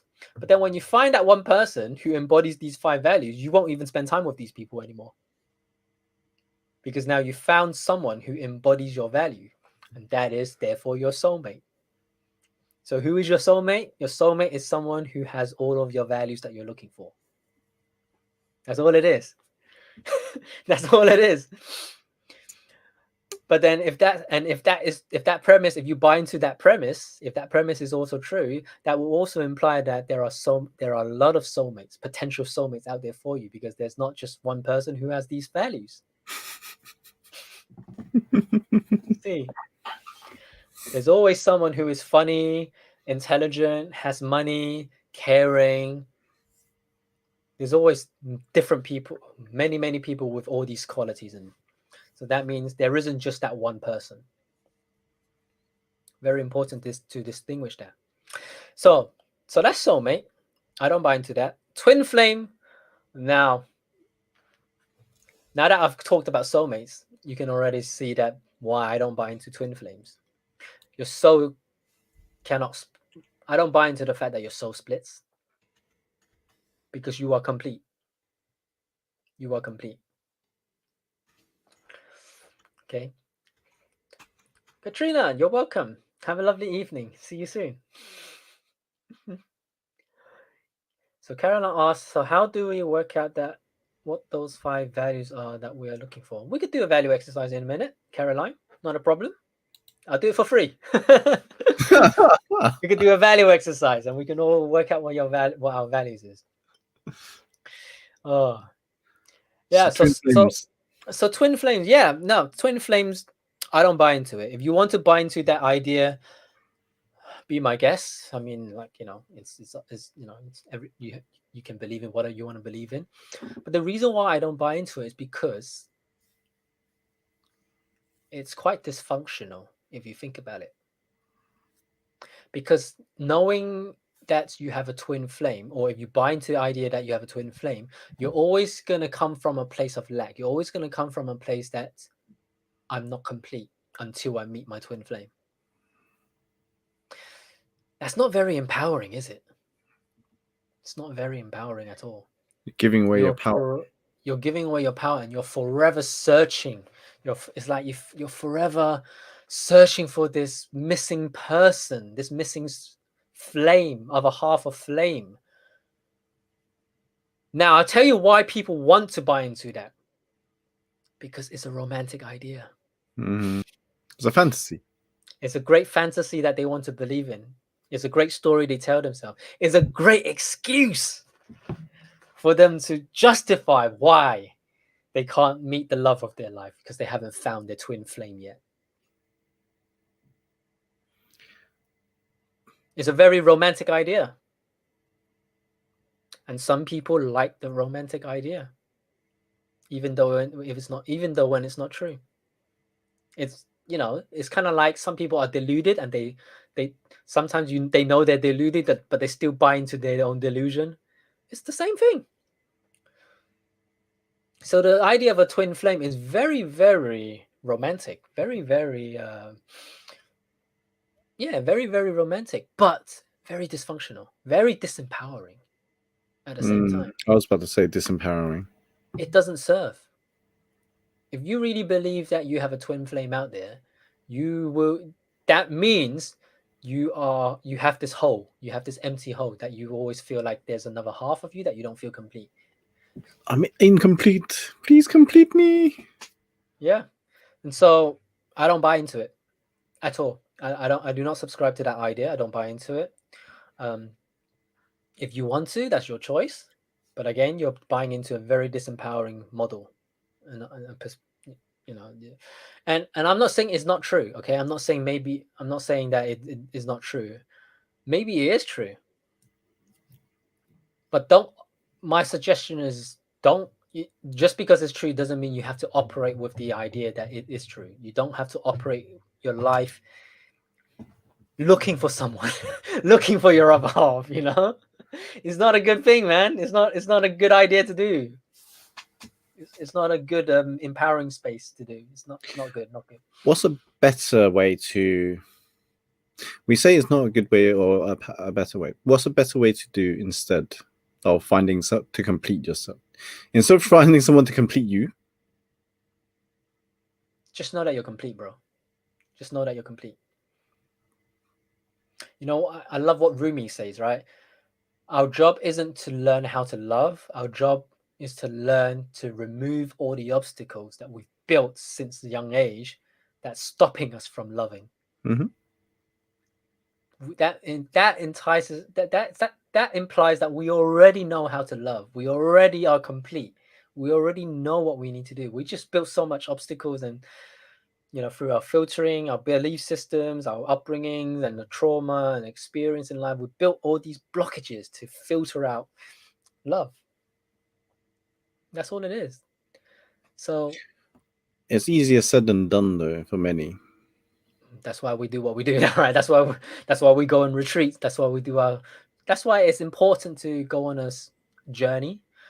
That's why it's important to do self-awareness work. That's why it's important to do inner leadership work. That's why it's important to do some sort of a spiritual practice, mindfulness practice. That's why it's so important to do all these things. You have to do it if you want to enhance all aspects of your life. If you want a quality life, we have to do it. But that's a choice. That really is a choice. Because if you don't do these practices, you won't have that enhanced experience in life, right? It's like fitness, right? If you don't get fit, if you don't train for it, you will never have that strength. I'm still trying to bend. I'm still trying to lift myself to do that. What do you call it? The pull-ups. I can't do it yet. I still can't lift myself up, but I'm doing my best to build my strength so I can lift myself up. It's the same. It's also it's developing the mental resilience. Yeah, exactly. It's we have to do the work. There's no shortcuts for it. There's no shortcuts. So for those who don't feel complete, for those who don't feel that they're worthy, they lack self-esteem, you got to do the work, man. There's no quick way to go about doing it. Oh, so Caroline said, then all monks, nuns, etc. are incomplete people. Yes, Caroline, that's very true. That would be true, isn't it? Exactly. That would be the irony. But no, they're they're the people who are absolutely at peace because they know they don't buy into all of that twin flame soulmate bullshit. Hollywood and Disney. That's the thing with Hollywood and Disney stories, right? Oh, they Disney especially. they tell stories to the thing is that they tell stories to provide entertainment, but we internalize it into fantasies and we want to believe it in it to be a reality. And that's the most dysfunctional way of thinking and living life, like as a fantasy. Like people believe in the white horse and the white prince and whatever that can save you, right? That is how they will get. Oh, I will meet my boyfriend or future partner in a white knight form and whatever, right? This is like, come on. It's like, I'm a princess and I deserve this. Like, It's that's the most fantasy, isn't it? functional way of living. So yeah, the whole thing with the Hollywood and Disney is to provide entertainment, but Yeah. because of how we fantasize things so much, we internalize it into believing it to become reality. Then we go out and live that way, trying to find a fantasy in a Yeah. reality, which Well, doesn't. like Caroline says, there's a money making machine because you can't sell love. So in order to commoditize love, so that you can sell the idea of love, you have to turn it into a fantasy. You can only sell romantic ideas and fantasies. Great Yeah. evening, Aslam. Aslam, Mm. hello. So Aslam, when are you going to join us as an esteemed guest of ours so we can talk about arranged marriage? That would be interesting. Yes, Aslam. Unfortunately, there's only two of us today because Delara, unfortunately, she has a blackout. There's power cuts In her or in her town. in her town in Turkey, so she's not able to join us today, unfortunately. So we've been exploring the ideas of soulmates, twin flames. We've been exploring compatibility in relationships. Uh, yeah, and Aslam anything. Aslam says his was love. Oh. So Aslam, we want to schedule you in. We want to book an appointment with you where you can come and join us live to talk about your marriage life and give us youngsters some respectable tips, please, and advice. We would really much appreciate it. And also your knowledge in arranged marriage as well. Absolutely, absolutely. Because that one we don't have any experience in whatsoever. So If I we can't remember really we correctly, can't really talk about it, but we want to know more about it. yes. I'm not kidding you, bro. I'm not kidding you. So if I remember it, you said you've been married for 38 years. So that means you were married before I was even born. You have that means you have a lot of experience to share with me. It's definitely something I want to learn about. So Like 38 years of your life experience, I can learn a lot. It will give me a lot of shortcuts. It will save me 38 years of learning. cut the get to the shortcuts. Right, Learn, exactly. learn I don't want to make any mistakes that you've made in your 38 years. Just give it to me now. I will avoid all the mistakes. Just share them with me now. It'll save him Oh, crashing and God. burning through his own journey. Oh, lost always there. Oh, yes. So Jono will reach out to you individually, personally. He's gonna send you a DM to book you in. Okay. Thank you, brother. Thank you. I'm gonna say thanks in advance. Which volunteer. Oh gosh. But yeah. So yeah, I don't buy, that's the reason why I don't buy into the idea of soulmates or twin flames. It's nonsense to me. It doesn't make sense. Very disempowering. It's fantasy based. So yeah. Was you go through a value exercise with Caroline? Oh yes. Okay, so for those of you who are interested in finding out your personal values, it's very, very simple. We could do this now if you want. Yeah, just get a pencil, pen, something to write on, a piece of paper or a notebook, and then we can start doing it. Okay, I will have to go into a cupboard during the interview. Right, there are a lot of things that you're not allowed to talk about.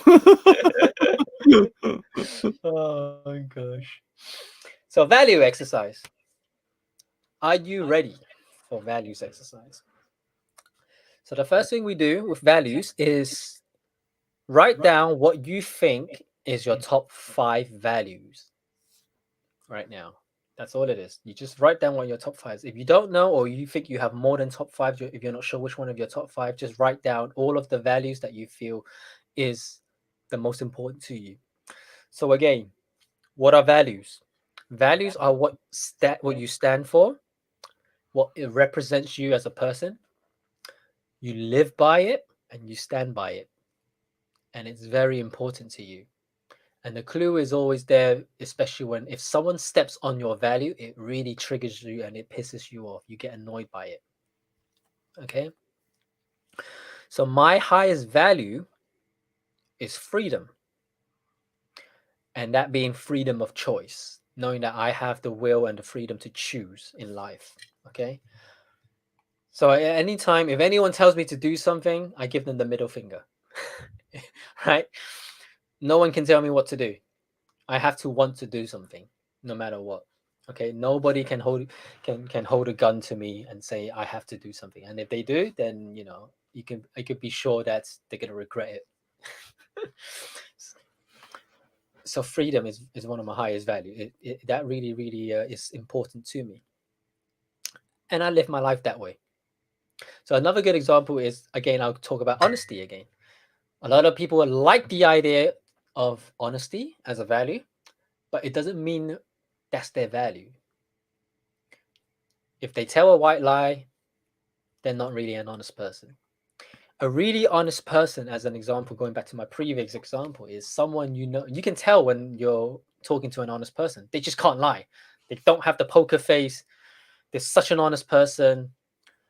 They feel really guilty if they have to lie. They feel really bad about themselves. They feel like killing themselves, right?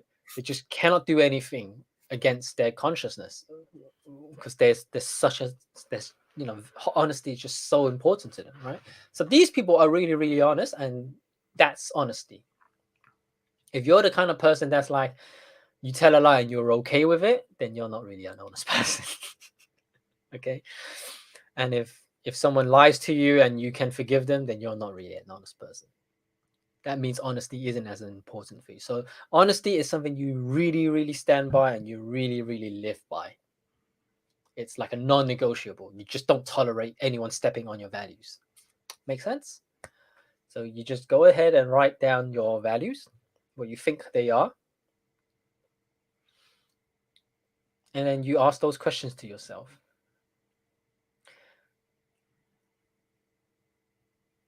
So obviously, if I were to work one-to-one with you guys, I could coach you on extracting what your real values are. But here's some clues for you to do it for yourself, okay? Here are the clues to what your values are. If you look around at your personal space, usually your bedroom, because your bedroom is the very symbolic representation of your holy sanctuary. Your bedroom is, you put things that are important to you in your bedroom. So what do you have around in your bedroom, for example? So if I was Lego. to show you now, so Lego is Jono. So that means fun is important to Jono. The ability to be fun, to have fun, is important to Jono. And it's true, because he's like a big kid. He likes to play computer games still. He spends time playing computer games, which is important. Everything is for fun. Like Everything he does is all about fun. It's all about fun. So one of Jono's top 5 values is to make it's fun. Fun has to be there. Right? I've got a bookcase. I've got a bookshelf.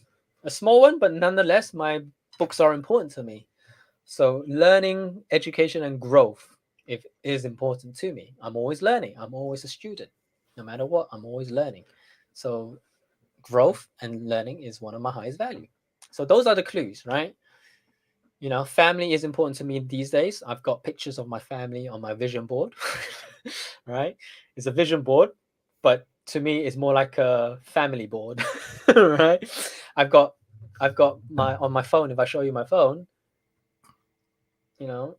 I've got pictures of my screen is literally my 2 nephews, right? They're the most important. They're my favorite right now. They're the most important to me.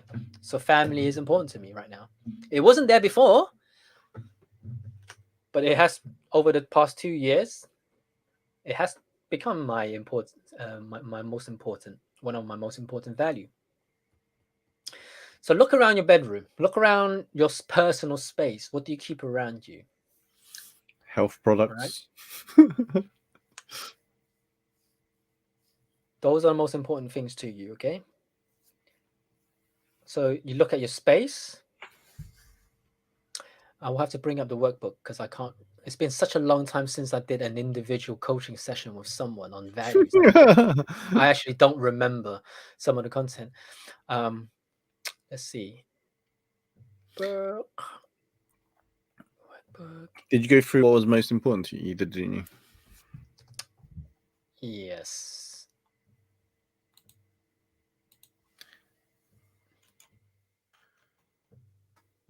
I went through this exercise with Kirsty last time. I might have it somewhere. Okay, yeah. Time. How do you spend your time? Yeah, that's the one. How do you spend your time? Where do you spend majority of your time on? What do you spend the majority of your time on? Your time is the greatest indicator of where you assign your energy, where you put the most attention and focus on. So, for example, if you spend a lot of time on your business, creating a business, then something relating to your business is important. There's a value there that's important. Okay? It's not the business itself that's important, but it's the why you're doing the business that's important. So, or if you spend a lot of time with your children, if you're a mom, like right now, my sister has two kids. One's 3 years old. The other one is coming to be one. You know, her children is her highest priority, her highest values. Her children, right? How do you spend your money? Where do you spend majority of your money these days? Like, I spend a lot of my money on books, right?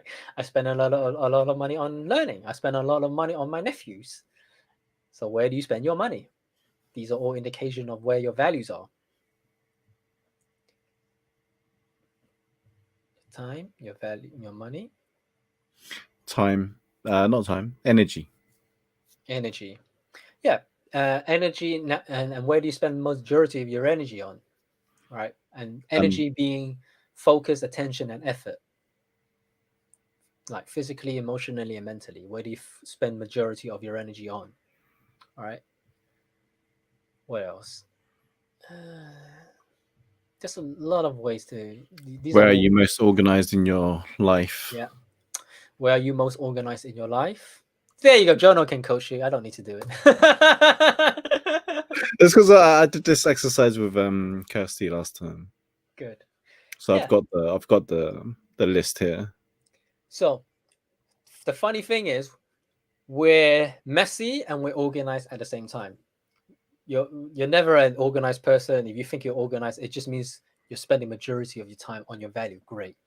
You're only messy in the aspects of your life where you just have no values on, right? It's not important to you. That's why it's messy. But where you're most organized is where you put all of your attention on. So it's funny, I spent time organizing my bookshelf. Right? My room is a slight mess, but then my bookshelf is like clean, tidy, categorized, organized. So there you go. Right? Color It's fun. coordinate. Huh? Did you color coordinate or just have? No, I don't. No. Don't. I don't do that crap. I don't color coordination. What is color coordination? What? No. No. Dilara will tell you otherwise. No. How am I supposed to find a book I need to find if it's color coordinated? No. My books are organized in, so I can read it out for you. So the top shelf is all about spirituality and philosophy. All right. The next shelf is all about relationship, social relationship, family stuff, love related, right? The other shelf is about social influence, is about communication, in leadership and all of that. The other shelf is all about mindset, empowerment, the Tony Robbins books, etc., personal development books, right? The other shelf is financial books, business books, money related, business related, wealth creation related. And then the other shelf is all about health and well-being. So that's where my kung fu books are, my reflexology books are, my acupuncture books, right? And my and then there's another shelf which is the miscellaneous, the every the books the books that doesn't fit into any other stuff. So the books such as autobiographies, other people's autobiographies, books on musical instruments, books on Caroline's got hers and some values. comics. Caroline put down integrity, always do best, freedom, responsibility, growth, and intellect. Good, Caroline. Good. So integrity is a value, yes, and I can confirm you have integrity. Freedom is a good one. I can confirm you have that too. Responsibility is a really good one. Yes. Growth. Intellect.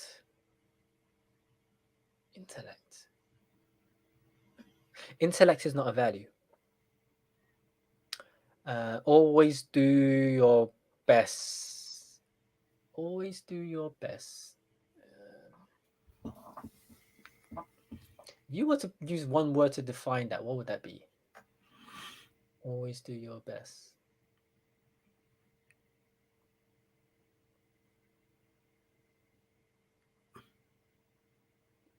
I don't know.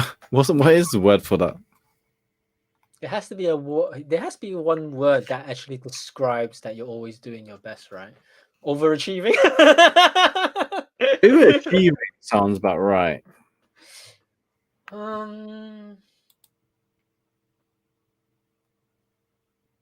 Always doing my best.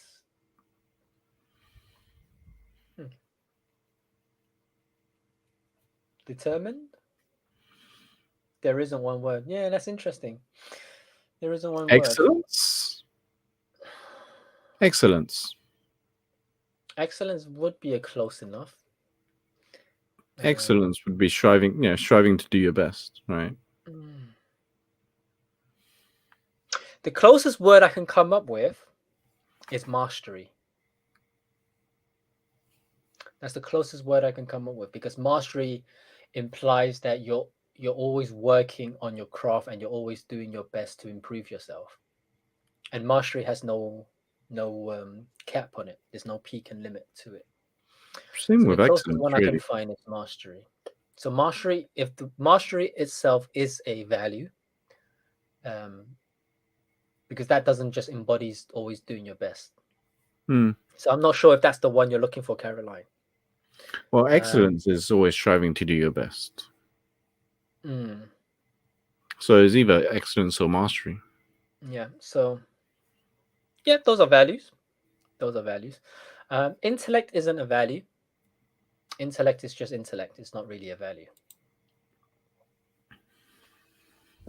1, 2, 3. What else was on values? Where are you most reliable, disciplined, and focused? Not sure if you went. Quality and focus. Yeah, the other clue to yeah, I did kind of send that. It's the same thing as energies. What do you inwardly think about most? Yeah. So another clue to what your values are is you're always thinking about it. You always have your mind on it. So for example, my sister's always thinking about her child. Everything she does is all in the is all about her children, right? My mum is a Christian. She church and serving her community is very important to her right now. She's always thinking about ways where she could serve the community better. She's always thinking about how she can coach someone better. So there we go. So it's always there. Jono's always thinking about what other ways he could build his Lego, how to clock that computer game, how to have more fun in my life. Exactly. What adrenaline junkie activity am I going to do next? Exactly. So yeah, that's another clue to determine what your values are. You're always thinking about it. You're pretty much almost obsessed with it. What do you visualize and then realize most?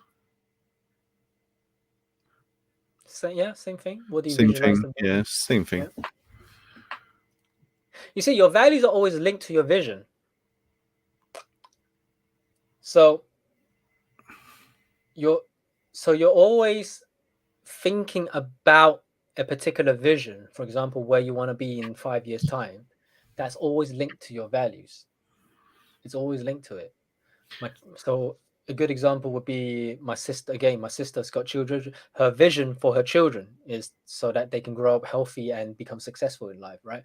There's a vision to it. There's a vision, or the vision. There's always a vision linked to your values. Always, all the time. They're interconnected. So your vision is part of the clue. What do you visualize all the time? It's always there. What do you talk about most in social settings?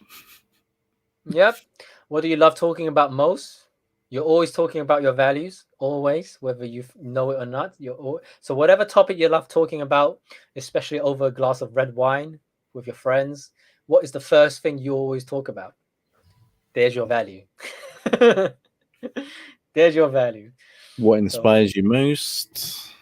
Yeah, what inspires you? What gives you that energy? What are your most consistent long-term goals that are coming true? Yeah. Consistency. There's always a pattern of consistency. What do you love learning, reading, studying, or listening about most? Yep. Exactly. Where do you spend majority of your time learning about? That's it. 13 questions. I don't know how many went through because I repeated some of yours. Yep, they're all pretty much the same. Hmm. So those are the clues. Those are the clues for you to identify what your values are. Okay. I will say a few things. So bear in mind, here's a few things, okay, that you need to be aware of. Trust is not a value. Loyalty is not a value. Remove that. Okay. Anything that describes your state of being is not a value.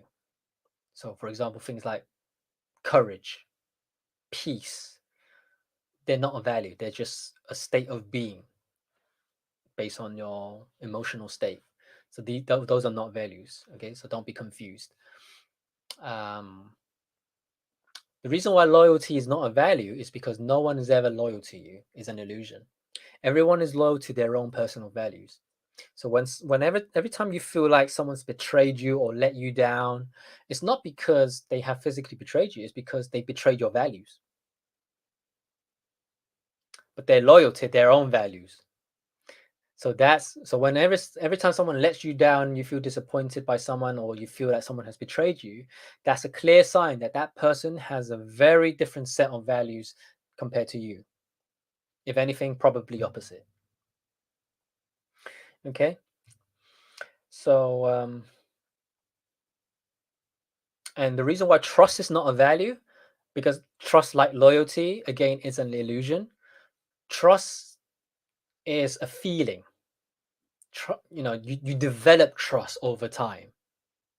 It's not a value. You can't demand trust from someone. I don't meet Jono and then say like, okay, bro, we're gonna work together. Now you have to trust me 100%. It doesn't work that way. Trust is a feeling that is developed over time. So, and that's based on your action.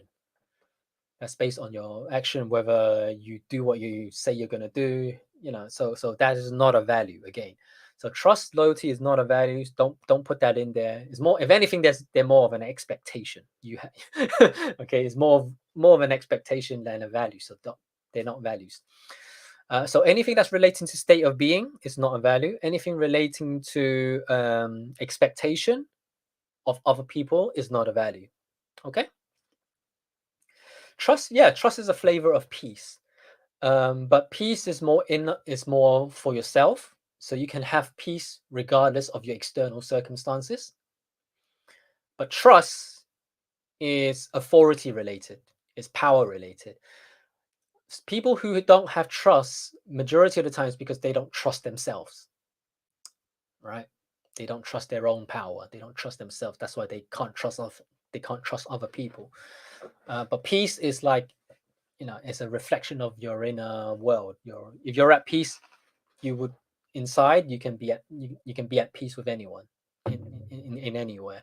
So it is a flavor of peace, but they are still very different. Very, very different indeed. Good question, Rob, by the way. Very good question. Thank you for sharing. I appreciate it. I really do appreciate it. Rob asks if he was okay to come on the show. Would you want to join? Please, it'll make the conversation Yeah? a lot more interesting. All right, let me invite Rob on. Yay! Since we are missing yesterday. Yay! Yay. All right, Rob, please check your messenger because I will drop you a message. Caroline said intellect comes from the fact that I am an intellectual snob.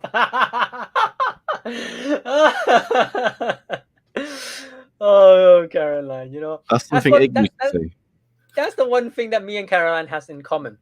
For those of you who don't know, both me and Caroline have a lot in common, okay? Caroline and I are both musicians. We're both intuitive beings by nature, but we are trained to be intellectual.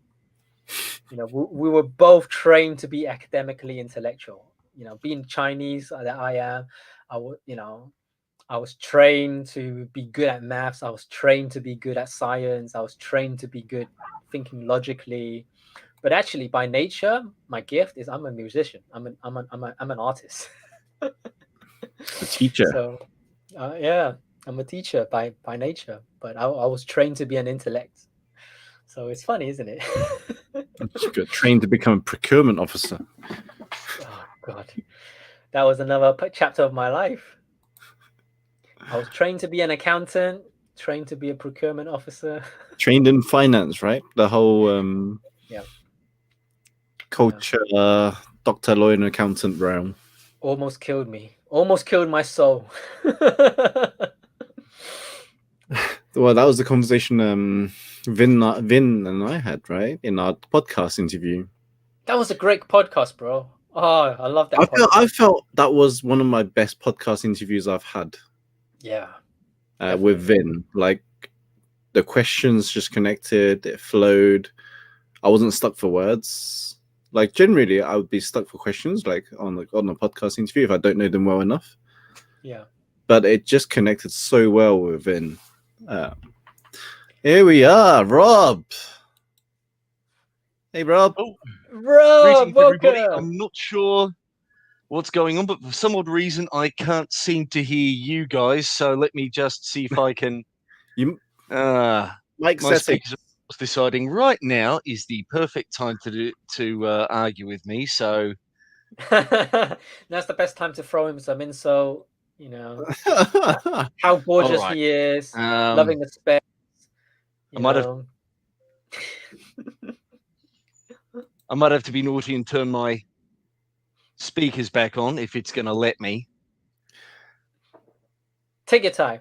Take your time. Hang on. All right, I've turned my speakers back on, and now I can actually hear you. So hopefully, you're not getting any feedback through the microphone. We never get any feedback anyway. No feedback. It was probably the mic settings. StreamYard has the tendency to default your speaker settings or mic settings if you haven't set it previously. Aha. So you might have to set it into your headset and stuff. So that's why. But we can hear you, right? It's okay. As long as you can hear us. Right, got it. Fixed it up in my main settings. So, welcome, Rob. Thank you very much, gentlemen. Thank you for coming on board. You make it more exciting now. You wanted to come on, and then you deleted your message. I got nerves. Two gorgeous fellas like yourselves, think, oh my god, am I good enough? Am I good enough? Oh. This is just a chat show, an informal chat show where we talk about aliens and puddings and cupcakes, Something too serious. Sounds right up my alley. Okay, so Jono, I'm gonna let you and Rob warm up a bit, get into it, and create and talk about it. I'm gonna go make myself a cup of tea. This is how we roll, bro. This is how we roll. It's informal. You come and go as you please. I will drop it off. I'll be back in 2 minutes. No worries. Hey, Rob, welcome. Thank you very much for having me on. It's a pleasure to have you on. I'm glad you decided to come on. Like, yeah, I was wondering if you was going to come back on after you dropped your message last time. Yeah. No, I did say. I did say after that bit that I'd love to come on sometime. So I just thought I saw you guys on, and I will admit you are helping me procrastinate right now. It's a lovely Saturday morning. I should be kind of doing my priority setting session for the coming week and for life overall. And I thought, you know what? No, I want to pop on the chat with these guys and talk the deep and meaningfuls and see where things go. Awesome. No, thank you for coming on. And You're welcome. And in a few hours, does the other group will have their next chat as well, right? Which is I think so. I think there's a little bit of faffing about going on there. The main guy who's organising it is phoning Knighthood. He's going to be Knighthood, right? the Knighthood. Yes. So Scott is going to be busy with Black Friday sales at his day job, so he's probably going to be absolutely out of it. And the rest of us, we're seeing how we go. Fingers crossed, we'll have enough people to pop on and just chew the fat and see how we've been doing this last little while. Awesome. So, Rob, what was going through your you had a few things going on. What can I say? It has been, if you'll apologise me, folks, getting a little bit on the autobiographical side, but life for the past few years has been, my wife of 15 years and lady of 18 died in April 2019. I'm sorry. And thank you. And it's been the first time pretty much ever in my life that I have lived on my own. I literally moved out from mum and dad to live. And I kind of find myself at this point in my life where I'm going, okay, now I really have this chance to kind of take a look at who I am and what I'm feeling and who I want to be and what I want to do with my life. Mm-hmm. And it's intriguing. It's awesome. It's on many fronts bloody scary. And how can you put that, into words, I suppose? I've tried, you guys, the late night chat show, it's all about love and relationships, and I've tried dating. I've wound up getting very giddy with a few women, and then sort of realizing that it wasn't the real deal, that it was a crush that I thought was love, and I'd been dropping the L-bomb way too early. There's been a lot of learning of the matters of the heart and of the other side of the spectrum. Well, I applaud you for trying already for after 15 years, 18 years of having a loved one. So, 2 years afterwards to be already dating, it's already like, wow, well done for trying to do that, because it takes a lot. I don't know what it's like to lose a loved one as of yet, apart from grandparents, but I couldn't imagine what it would be like to lose a loved one that I love for 15, 18 years, right? Like even for now, like if anyone to say, if I was to, whatever, I don't know what to react and how to react. So well done for even trying to see if you can find someone else to be with, right? So well done. Thank you. It's I don't know. I figure everything is learning, and one of the things I'm really trying to do is not to be too bloody hard on myself. Yeah, absolutely. And it's if there's one thing that's, pardon me, I'll just shift this camera over a little bit just so I can line you guys up right underneath it. It's a I've had my heart broken. I've broken a couple of hearts myself, which I don't. It's not. There's no keeping score. There's no coming out ahead or being behind, because, even if it's not you whose heart's being broken, someone's heart is getting broken, and it fucking sucks. Pardon the if you guys. Sorry, I forgot to ask about the language. It's a late chat show. It's whatever goes. Yeah. So Yeah, I know, and I had to love that last time when you guys had Kirsty on, and it kind of went into no holds barred about some very really the whole sex versus relationships and the mix between the two, and I don't know, I seem to be in at least a pretty good place at the moment where I've decided, okay, no, I'm not ready.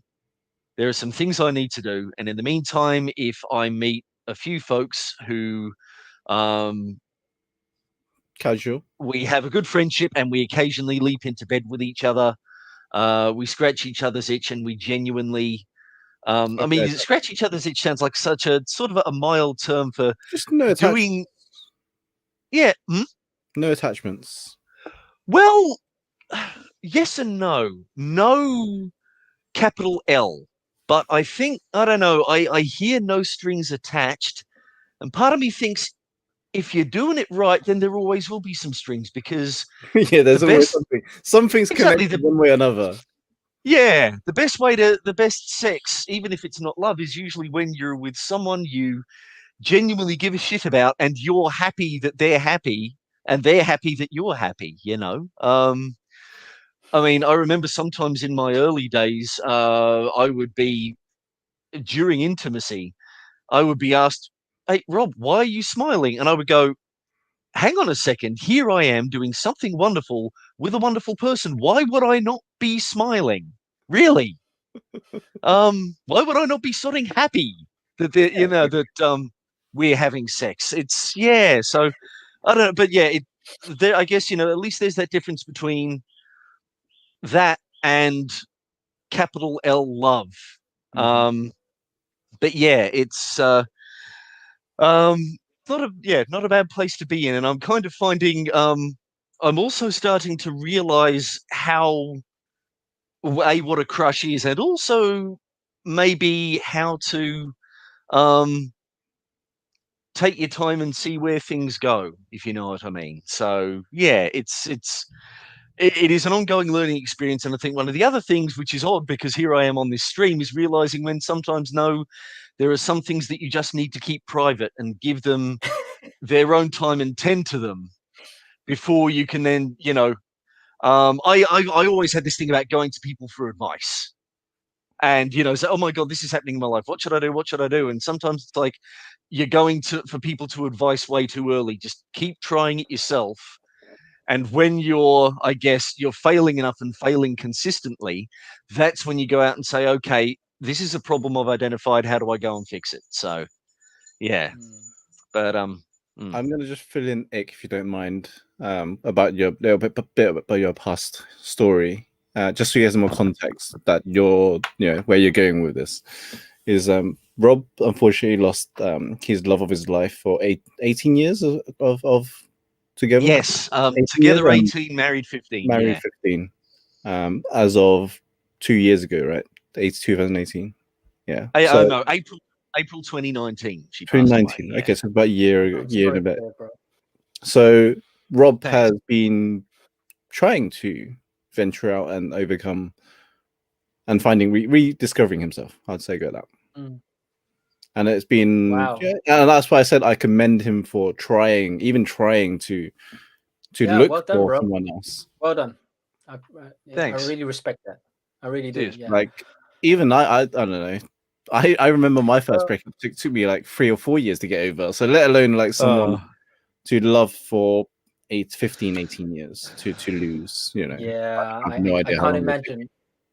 Mm. I can relate. I can't imagine the pain it must have been for you, because obviously you both love each other very much, and 15 years for marriage and I 18 think, years. Wow. yeah, I think one of the things that, for want of a better phrase, helped was that one of the things I like to tell people, just to occasionally see how they react, was when I married my wife, I inherited 5 stepchildren. The youngest of the bunch, her only boy, is 3 years older than I am. So there was an age difference there. When I turned 35, she turned 70. And the last few Wow. years, yeah, the last few years were, for her health, not great. There are quite a few trips to hospital via ambulance, and so for a while it was like there was that specter of she may well die sometime very soon. I hope, of course, I hope she didn't. I even remember one of her daughters telling me, "Look, don't worry about it, Rob. The women in our family, we live bloody years. You'll be fine." And I mean, she still made it to bloody, almost to past her 76th birthday. So yeah, she had a good innings, but yeah, I guess, and I was husband number 5, and and the husband before me, she lost him to cancer, and she even told me at one point that when it kind of got to the point where it was really just about palliative care and mitigating the disease, when it's happening, you kind of start perhaps that grieving process a little bit early, to the point where when it does happen, I mean, I don't know, it wasn't quite like that for me, because it was her health was rough, but there was still this idea that, okay, we were looking at palliative care, all that kind of thing, and then one weekend, one Thursday, she went into hospital and didn't come out. A week later, she died in her sleep, although she hadn't regained consciousness for 24 hours beforehand. So there was really the specter was there, but yeah, I don't know. I just kind of find that right at the moment, at some point earlier on this year, I kind of just thought, after my first breakup, which the relationship itself took me by surprise. I wasn't looking. I've always had in my mind, don't go looking for anything. You're still grieving. It's going to be a few years.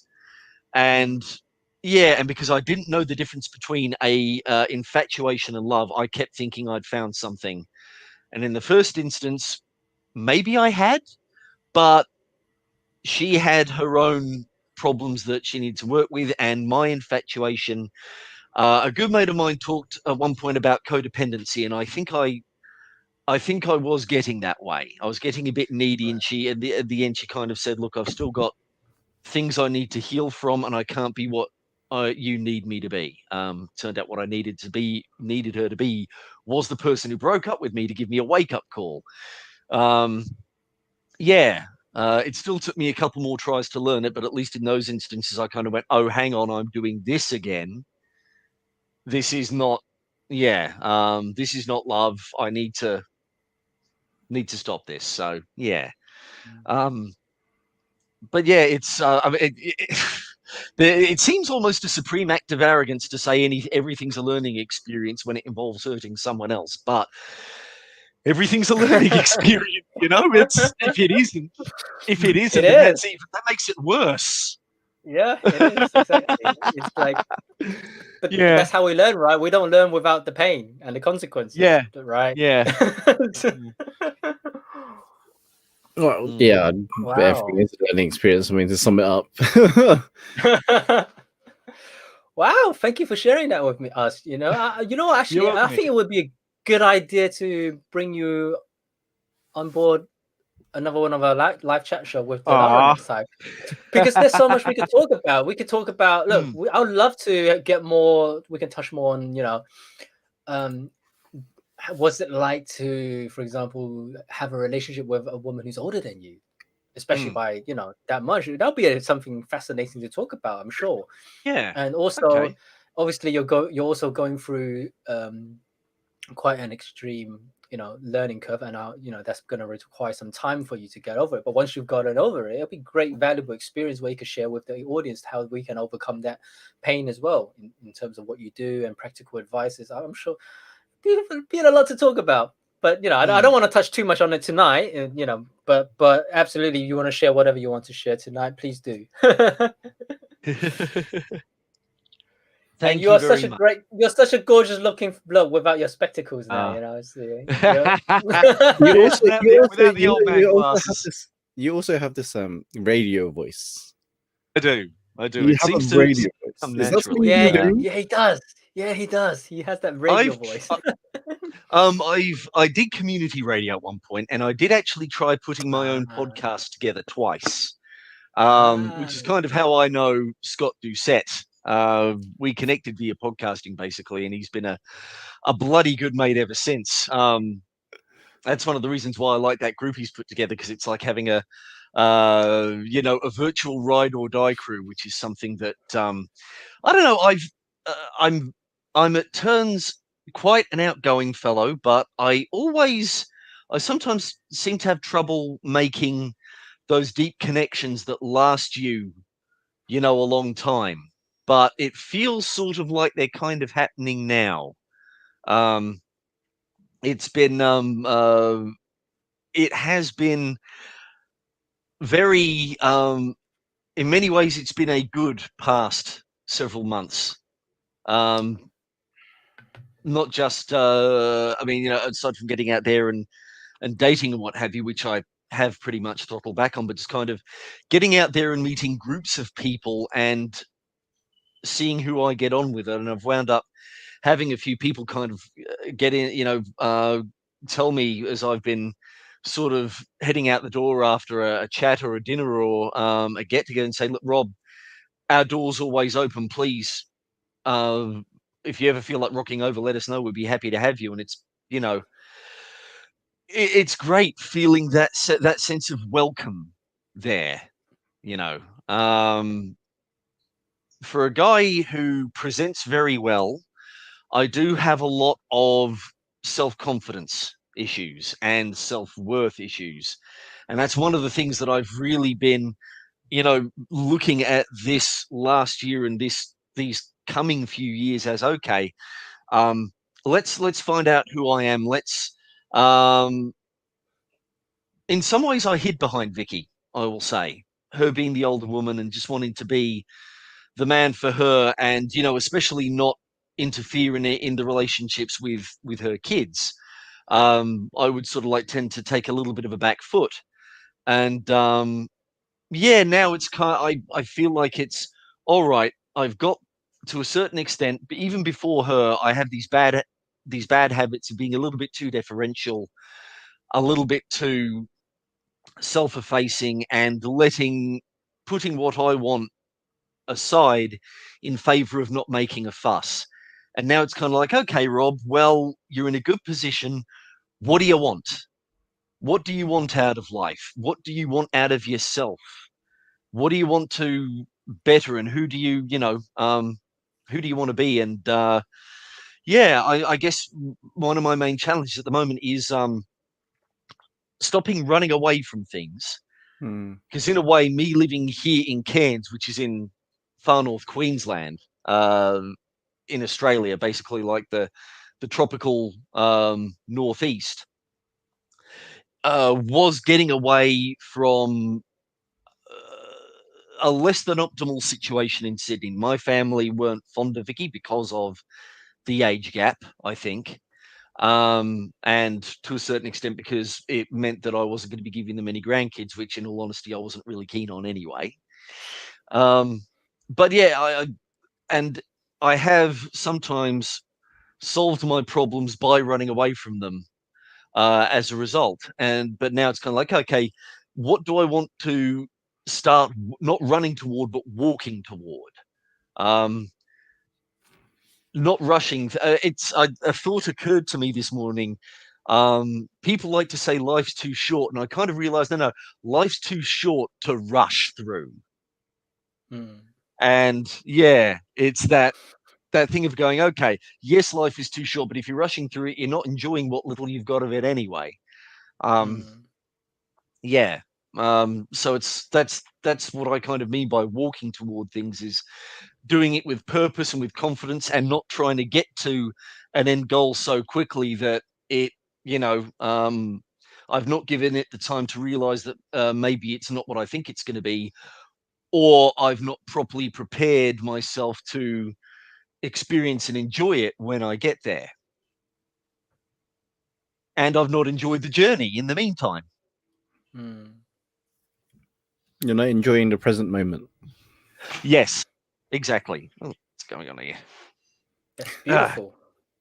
No, You're very mindful. You're very mindful and very self-aware, and you know. It's come on kind of recent, I will admit. It's come on pretty Yeah. recent. It's yeah, So after at least having you're making progress. At least that's good. yeah, You're getting yeah. there. could I just, You're getting could I ask how old was you when you married first? That was 2000 and How well, old? if you ask about married first, no, I've only been married once. It was Vicky who was married 5 times. But when I got married, it was August 2004. So I would have been 27. Interesting. And I was with Vicky for 3 years, pretty much 3 years before that. And how old was she when you married? When you got together? Hang on a second, let me just run the clock back. So when I turned 35, she turned 70. So when I was 27, she would have been 63. Interesting. No, just interesting. Like when you married was 27 because prior to, I'm not sure when you clocked that, jumped into our live, but we was talking about the whole astrology and the whole Saturn return. 27. And, There you go. 27, 28. yeah, and the whole Saturn return thing that happens in astrology is that there's some momentum or something happens that in your life around 27, 28, 29. And for you, it was 27 when you got married. Yeah, basically. Well, that he was met Vicky and he got married at 30. Oh no. I met Vicky when I was 24 and I got married at 27. Okay. And you got married okay, you got married at 27. I said married at 27. Yeah. Interesting. So that was pretty significant of a life changing. Yeah. Certainly was. You see? Sounds like I've just proved a point somewhere. Yeah, Rob, you have to look back I think it's like 45 minutes or so beginning of this podcast, this chat where we touched upon astrology and the Saturn return. You've just provided another evidence for us. I have a statistic. Feels good. No, I understand what you mean by the whole self-worth and self-confidence issue, and stepping out of someone out the way, basically, and shadowing someone else. Yeah, it's very similar to how I did it with Ick, unconsciously. Like in our partnership, he would be the front of the business doing the training and the presentation and the speaking, but I'd be behind the scenes doing the technical setup, the presentations, the digital stuff, the websites. I'd be behind the scenes. Yeah. And how my unconscious and my ego plays it is that I hide behind the authority or perceived authority. Similar to how you did it with Vicky and giving your power away to someone else, or feel like you don't have the power to be who you want to be. Yes. Yeah, I see what you mean. It's something that I do still do in work situations at times, I've found. But at least I've started noticing myself do it more. So sometime soon, ideally, I'll actually get to the point where I go, okay, no, hang on a second. This is mine. This is the way I want it done. And, or no, this is the way I think it ought to be done. So, yeah. And it usually winds up that if I do kind of give away my power, I wind up a little bit passive aggressive as a result. So, yeah, it really doesn't help anybody. But that's good self-awareness. Yeah.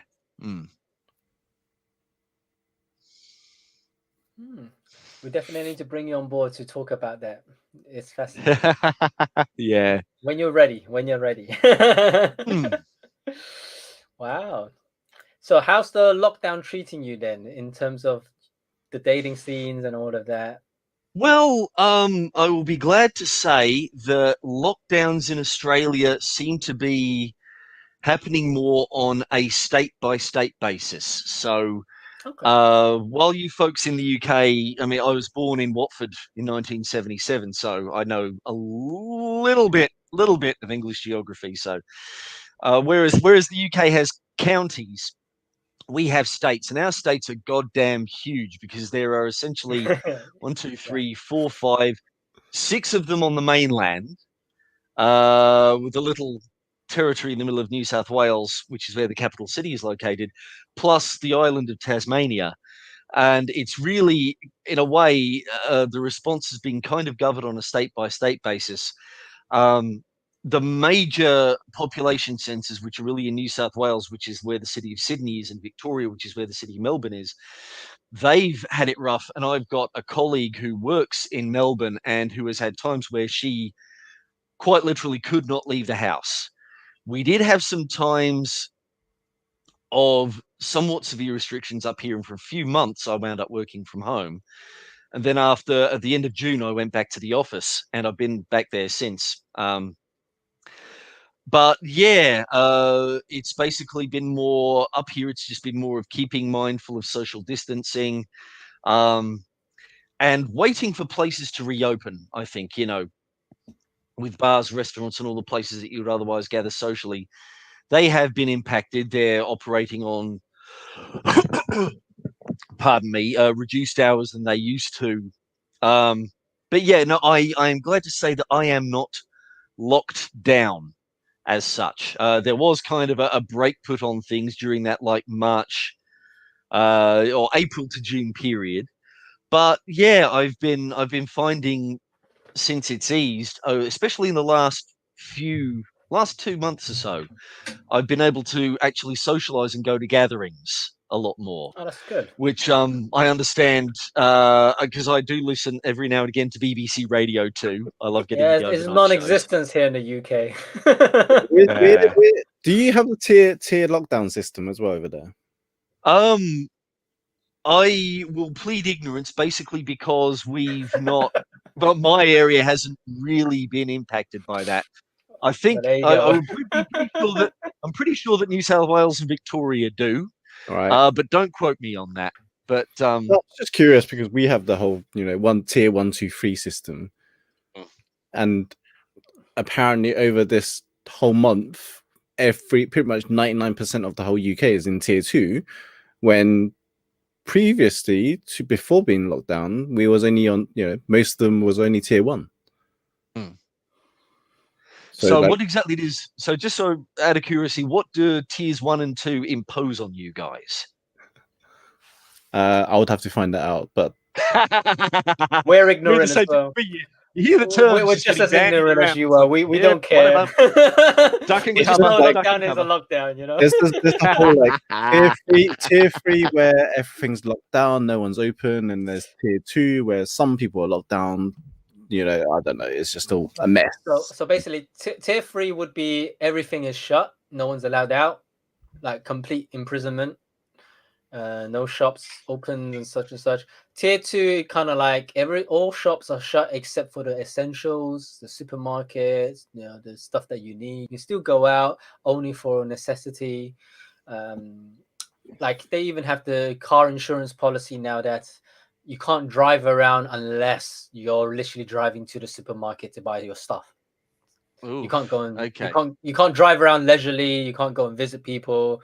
That's the word. Tier 1 is a little bit more casual. It's like it's just literally just the shops are shut down. Yeah. You still can go out if you want, but it's restricted. You can't meet in large group, but you still can go out and meet people, etc., etc. So those are the tiers difference. But really, it's to me, it doesn't make a big difference. I've pretty much been staying at home anyway. Yeah. I'll be right back. Well, so what's life in Australia like, actually? Because it's morning over there right now, right? It is. It is currently, where are we? It's 10:10 in the morning in Queensland.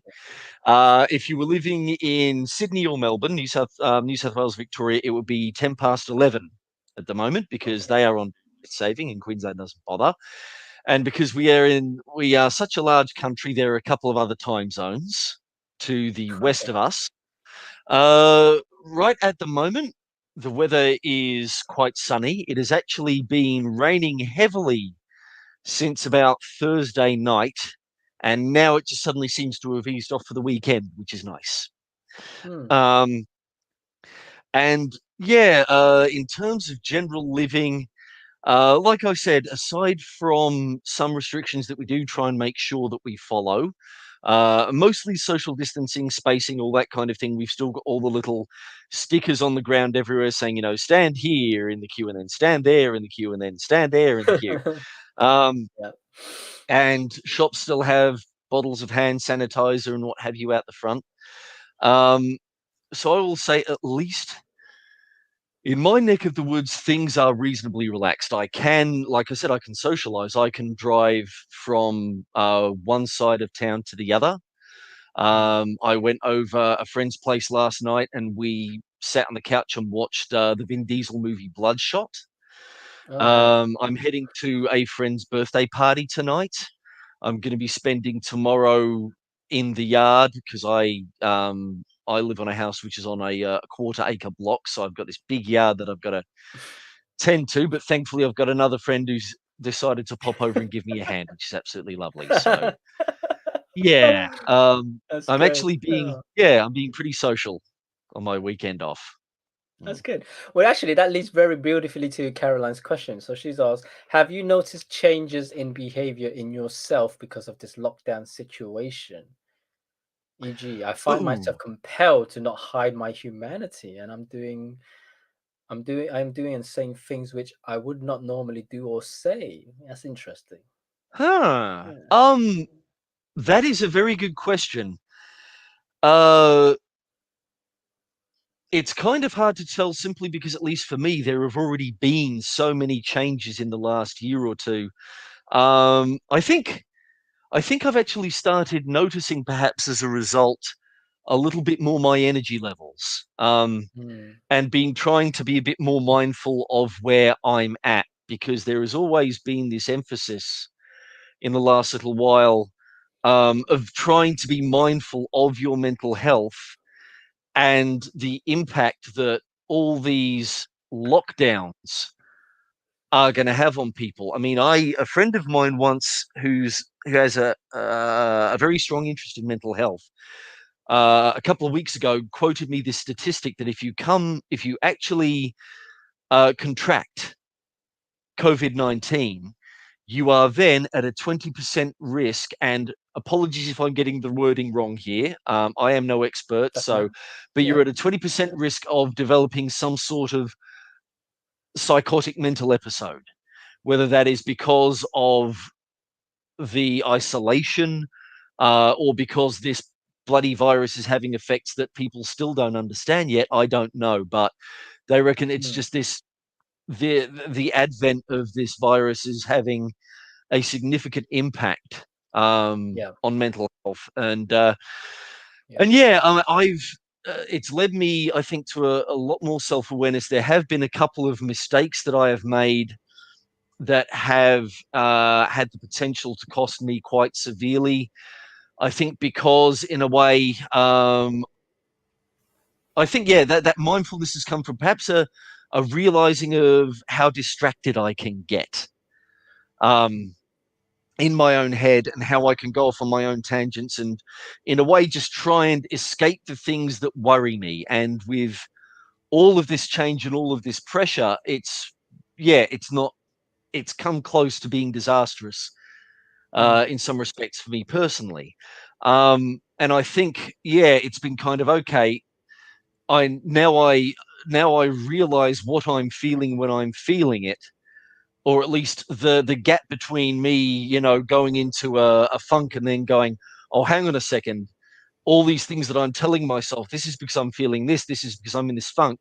I need to take a couple of deep breaths, try and release this paranoia that's got a grip on me, and make decisions from a clear head. So I think that was a very good question. Thank you. I think that's been the most profound impact for me, is that there have been a couple of very, near misses, a couple of getting close to rock bottom incidents, that I reckon I can at least in part attribute to the lockdown and all of the change and all the pressure exacerbating some things that have always been in me, that I've gone, oh, right, this is a problem. This is my problem. This is my pattern.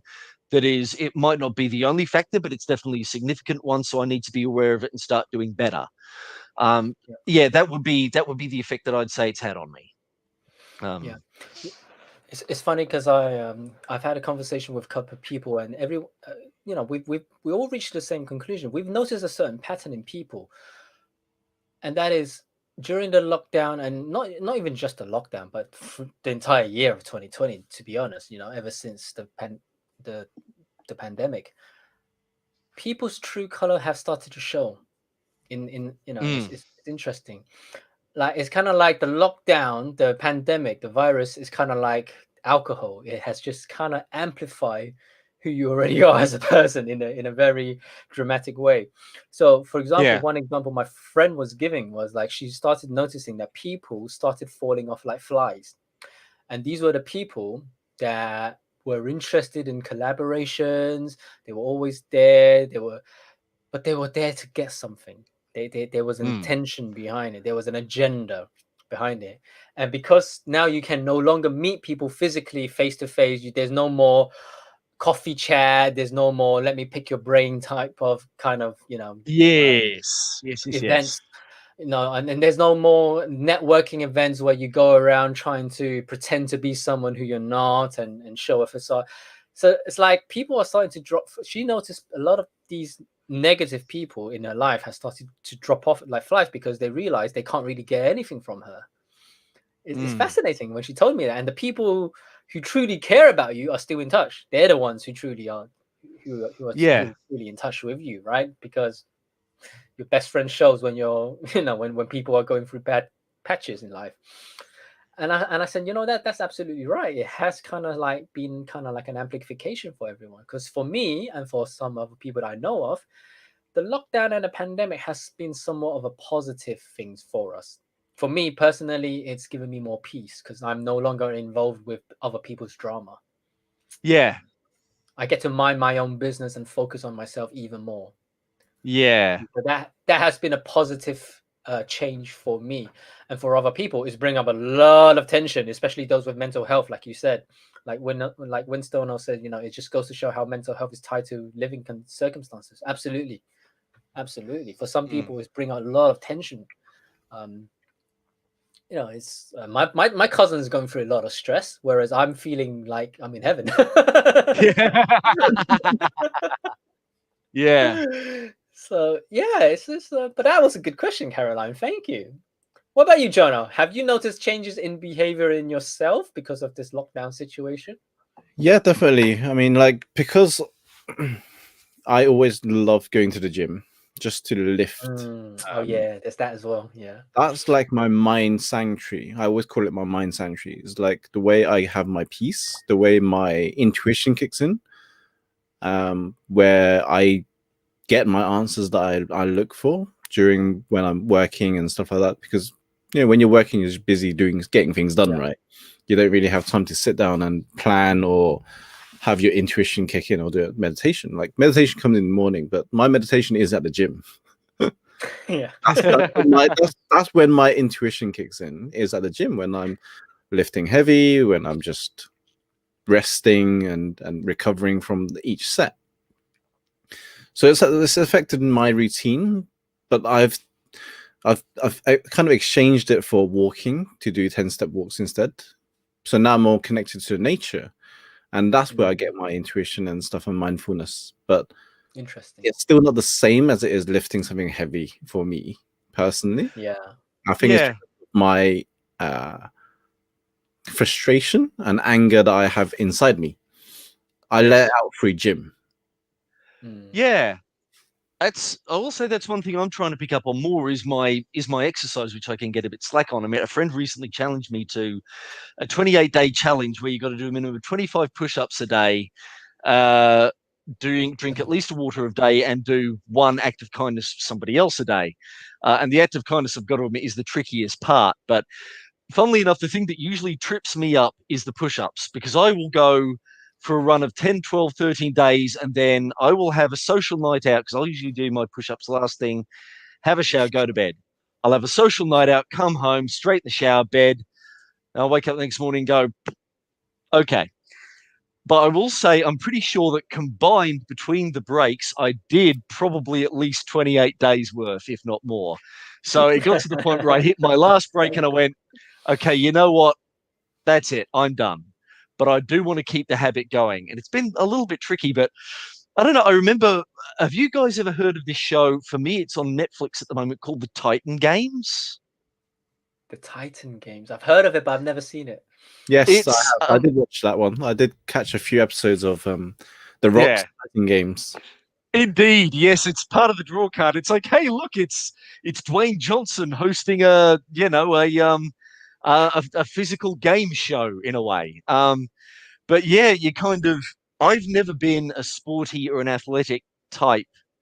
I tried the gym like in the late 90s and early 2000s. It just wasn't for me.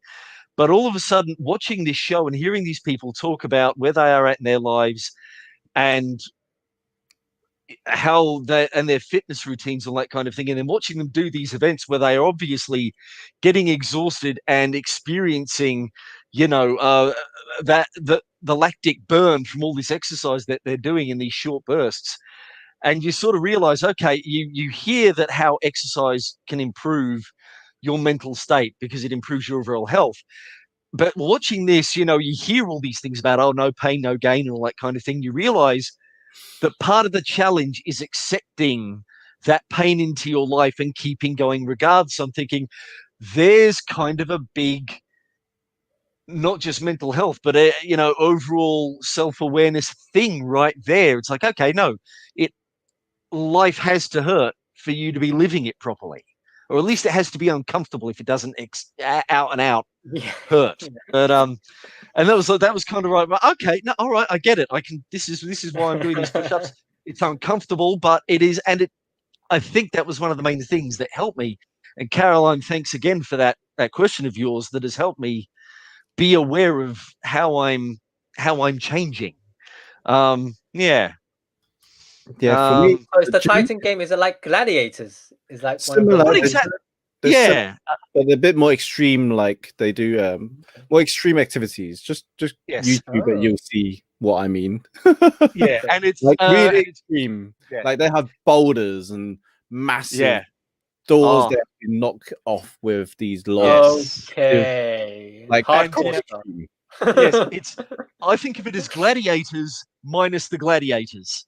So you don't have a buff superhero with a name like Vulcan or whatever chasing you down or getting in your way. It's just you doing this challenge in a race with another person doing the same challenge on usually their own set of equipment.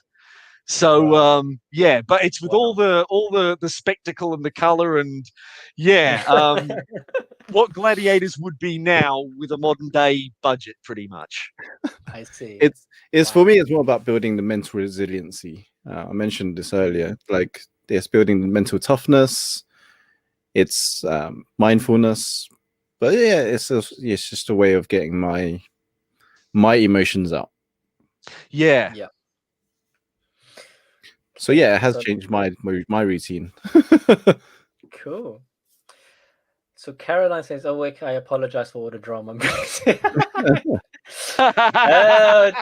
It's okay, Caroline. Your drama's the only one I love watching and observing with popcorn. I like to watch your drama with popcorn. It's okay. I don't mind a bit of your Best way to drama. watch it. No. I gotta admit, that's I'm a fitness guy. So Bellyman Boy, we're talking about love and relationship. Today's we covered quite a bit of topic. We're just talking about lockdowns and how it's affected relationship in general, really. Hi, Kirsty. Yeah. Hey, Kirsty's here. Hello. She must have just got done with a live stream. How was your live stream, Kirsty? Gosh. So when are we going to play that game, Kirsty? What game is that? The Mafia game. Oh, Among Us. Among Us. Yes. The game. When are we going to play that game? The game where cute little spacemen murder each other and you lie about it. I'm still looking forward to playing that game. I've got to, Winston, Kirsty no. actually, she finally introduced me to it a few weeks ago, and I've got to admit, in some ways it can take it out of you because being the imposter is one hell of a challenge. Ah, It's like trying to work out when it's safe to murderize somebody and whether you've got enough information, like about, to come up with a plausible alibi, and whether, someone else might actually be able to inadvertently alibi you. Yeah. okay. Tomorrow. It is like Mafia, basically. But I yeah, do having watch never the- played you run- Mafia, I wouldn't know, around but I've do heard people tasks. talk about it. You run around do tasks, but with Stono has come up with a point about my point about mental health is that I'm wary of psychiatry still wanting to be about the brain as per statements I've seen. Yeah. Yeah, And of course, yeah, people. there's elements of truth to it. It's I think a few people tend to be wary of psychiatry. As I understand, the main difference is psychiatry is explicitly about treating treating the things that affect the brain as medical conditions and proposing medications as such. And I mean, look, as far as I'm concerned, I mean, I remember a good mate of mine back in the '90s saying, the brain is an organ like any organ. So, sometimes you do need to adjust it chemically, like you might need to adjust any other part of your body chemically, whether it's, painkillers or needing to put specific supplements into, what's the word I am looking for? Give your body the things that it would otherwise normally be producing, but for some odd reason can't. So yeah, I am not going to knock psychiatry, but yeah, I mean, having seen a grief counselor, I will say if you can, if you can find the right person, and there's probably more than one out there. I have no beef with psychology whatsoever. Just it's being able to sit down and talk with someone about what's going on with you and get an outside, not just an outside perspective, not just from life, but backed by education as well. Then yeah, it's Yeah, Absolutely. I absolutely agree. Absolutely agree. So, Kirsty, oh, dinosaurs died again.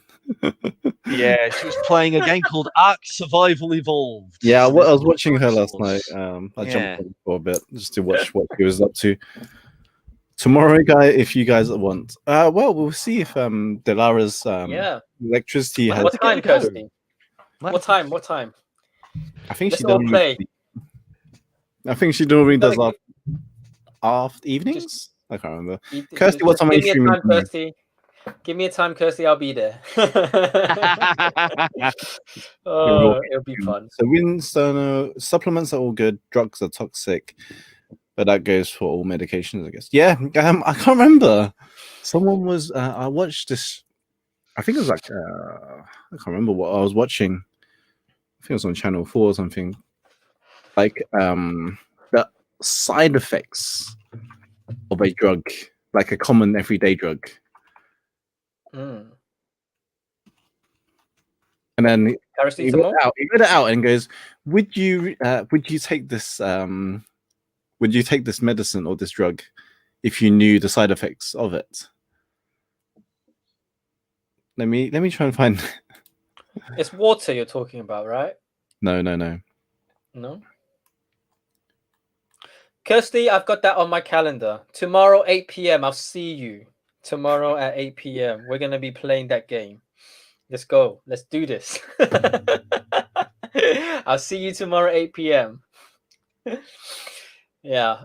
Well, the thing is, a lot of people forget that the brain has the ability to create the chemicals that it needs. The brain has the ability to create dopamine, serotonin, oxytocin, the good chemicals as well as all the bad chemicals. People forget that, but it is true to the aspect that certain people, we call everything can be categorized as mental health these days. But it's very important to distinguish there are certain degrees of mental health. Some people are born with, for example, Asperger's, autism, and even with autism, there's a different range of extremity of autism. So, it's also true that people with limited capacity to handle themselves. They do require, psychiatric help, medication sometimes. But then there are those people who are quite all right. There are a lot of people who do probably fall into the mental health category, but if you let nature do its job, they don't need a drug, they don't need a medication. And a lot of the I'm more about natural remedy, and I'm more about lifestyle, because how many times do we see a psychiatry, right? How many times do we see a coach? How many times do we see a therapy? How many times do we have to take a medication? But if we live healthily every day, if our lifestyle is great, if we're happy every day, if we're living peacefully every day, most of the time the body handles itself. Yeah, I mean, I always wince a little bit when people talk about, letting nature take its course or doing things naturally. And because I always kind of think, okay, well, fine then. If you're all about that, are you still driving your car to and from work or to get to the full ground? I mean, everything, when people gripe about using phones or whatever, I sort of like reach for a pencil and I think this is still a manufactured thing. This is still something that does not occur in nature. It only exists because human beings discovered the way to make these things repeatedly. So, like it or not, unless somehow we manage to cut all ties with civilization as it's known and somehow get back to nature with enough tools usually manufactured by civilization to do us fine, then we have to grapple with this world that we live in, that has been constructed for us, that other human beings are constructing with intents different than we might wish they had. But I think it's more just finding a balance and just being aware of the aspects of the thing that do. It's like, or if we're talking about psychiatry medications and side effects, because a side effect to me is an effect other than the effect you want the thing to have. But unfortunately, it is what it is. It does what it does. It might help fix this problem, but by its present, it might cause other problems. I was going to come in with this. Yeah. This drug would provide these side effects. Would you still take it? I know we're going off topic about love and relationships, but I know this was just fascinating. It was like, this drug potentially has these side effects. So you decide whether you take them. These include headaches, feeling dizzy, feeling sleepy, constipation, feeling sick, nausea, indigestion, heartburn, acid reflux, diarrhea, or being sick, vomiting. Would you still take this drug? Based on looking at the side effects, probably no. Look, I'll tell you what. And that drug is ibuprofen. The headache drug, basically. It is. Yeah. It's a common drug. I've never taken it. I don't take it. But obviously, side effects is it's 1 in 1,000 people, right? So every now and again, if I feel a headache or a bit of pressure up there, I'll take some Nurofen, but not often. Maybe once a week at the most. And Kirsty's just confessed her love for caffeine. And yes, Kirsty, that is the beneficial spiritual relationship. Spiritual, Kirsty. Not that I'm a caffeine drinker myself. I'm a heathen. Oh God, I tell you what. Actually, just to drag things back to the love and relationships topic very quickly, one thing I discovered: the power of the phrase "I like you." I met someone nice recently, and we got to chatting. We got along very well, and we kind of had to talk about, well, where are we at? Where are we in life? What do we want? And we kind of decided. I decided. I think, as I was telling you guys a bit earlier, I'm just after some friends, and I just basically want to get to know people better. And if there are a few of them with whom we mutually enjoy jumping into bed, great. And she actually, because I love your honesty, Rob. I just love it. Yeah, I just whatever, you know. And the way you managed to make it sound so bloody innocent. My God. I don't know. Sometimes I think half the time these things are more innocent than we picture them, really. But you know, and one of the things she actually said to me at one point with the smile face was, "I like you," and I kind of went, and that meant a lot because we talk about things we like, we talk about people we like to other people. I mean, you know. Kirsty, I might say to you at some point if we're chatting, "Oh yeah, those guys, John." I went, "I can't like those guys. They're great guys, aren't they?" And I might, you know, I talk to John like it's, "Oh, Kirsty, yeah, we've been, you know, I've been hanging out on her stream. I like her. She's good value. She's awesome." But you know, it's not very often that we kind of look somebody in the eye and we say, "I like you." And what you were saying about innocent things, it almost becomes this sort of intimate confession. And I said, "I like you too." And yeah, you know, it got a little bit of the flutters here, but it was it didn't have to be anything more than what it was, and it was lovely. Yeah. So I don't know. I think what's, you know, all you folks out there in Chatland. Look, Kirsty, I'm sorry. You could it's honey. I'm here. You're there. It's not going to happen. I hate to break you. I hate to let you down, but you know, especially public lessons. Proximity is a bugger, isn't it? Proximity is such a big challenge these days. You know, it's not even about a virus. It's not even about a virus. It's the proximity. You know. No. Well, it is about the virus because I can't hop on a plane to the UK and she can't hop on a plane to Australia, and you know, just, but yeah, no, it just this. I wonder how many times do we actually kind of, especially as what we were talking about with the people who don't really value us dropping out of our lives and the people we do really value becoming more of a part. I mean, how often do we kind of just look someone and say, "Hey, I like you," you know, you're my friend, and have that mean something to them. Yeah. Well, if I was to compliment or to say something, Sorry, like, I'm just laughing. Kirsty's getting even in the chat. Good on you, Kirsty. long distance. They do too. The innovations due to all the frustration recently. Kirsty just said they got long distance text toys now. It can work. And I'm thinking, you know, especially the innovations that must have come from this lockdown. You know, I mean, you figure there's probably, if there are two causes of innovation in life, it must be war and sex. So, you know, who knows? Okay. Who knows? It is a wonderful world an incredible world we live in now. Wow. Oh, no, boy. But you're right, but yeah, how often do we, you know, even if... I don't think I've ever said that. I don't think I've even said I like you to any particular person. Yeah. Really? Oh, that's interesting. I suppose I have a different approach. Yeah, it's not like maybe suppose the way I've been working recently, or how I've always been working, is I would always compliment someone how I like the way they work, or I like the work they do.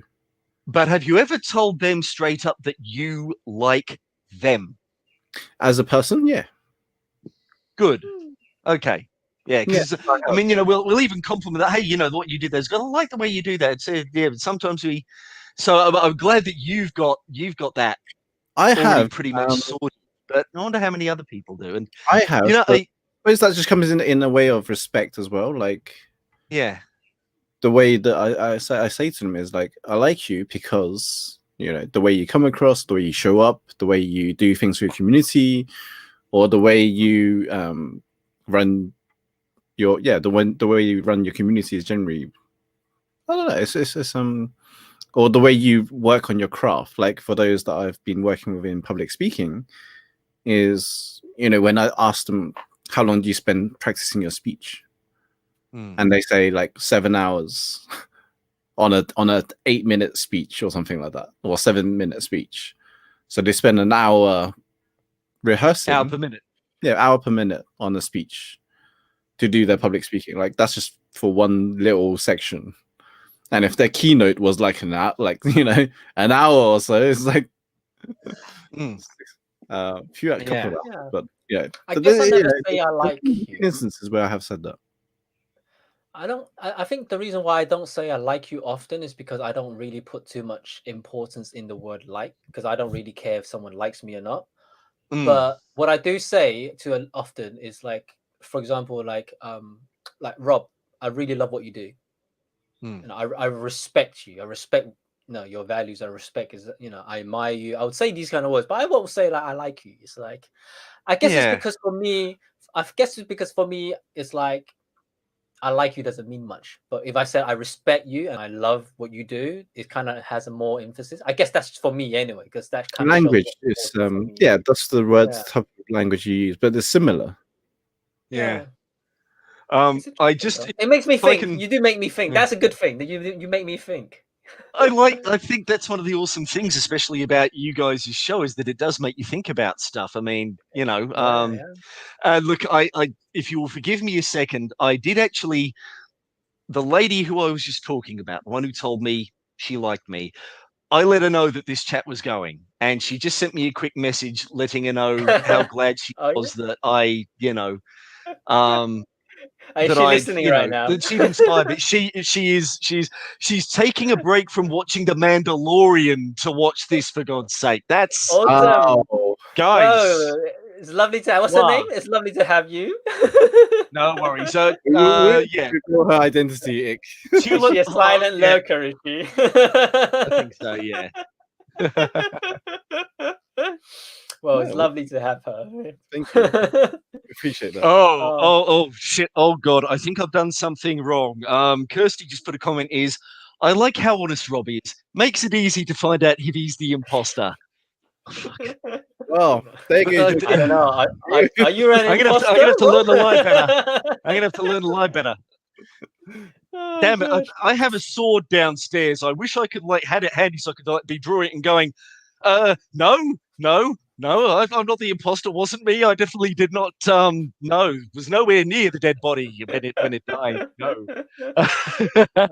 Well, No. one fact I know is Kirsty's always the imposter. I've seen her on I've watched too many of her live streams where she's been not the imposter and she gets killed first. So I've been on those ones, but I've also been on the ones where she has been the imposter that killed me first. oh, okay.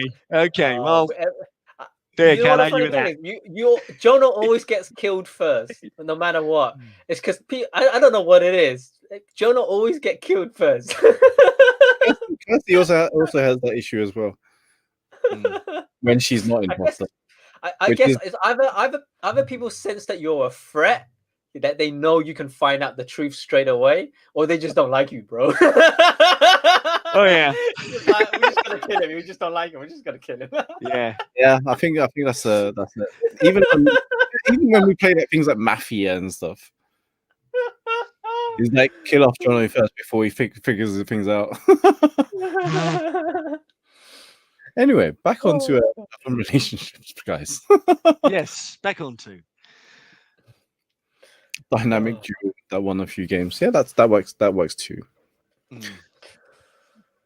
So, is there anything else? So we were talking about where were we? Yeah, I mean, if the audience got questions, they want us to talk about anything in relation to love and relationship, feel free. But other than that, if not, we could find a particular topic to talk about for the next 20 minutes we've got together and just finalize and conclude. But Rob, did you have something before that, compelling to share with us? Because you was like, yeah, hey, drop. Let me drop in. I don't know. I think I don't know. It wasn't anything too specific, but I kind of just wanted to. I thought, stuff it. Let's get on the show for bloody once. And I don't know. I think I've right at the top of my head. I guess I've given you guys perhaps some fodder that we can come back to another time. But yeah, I don't know.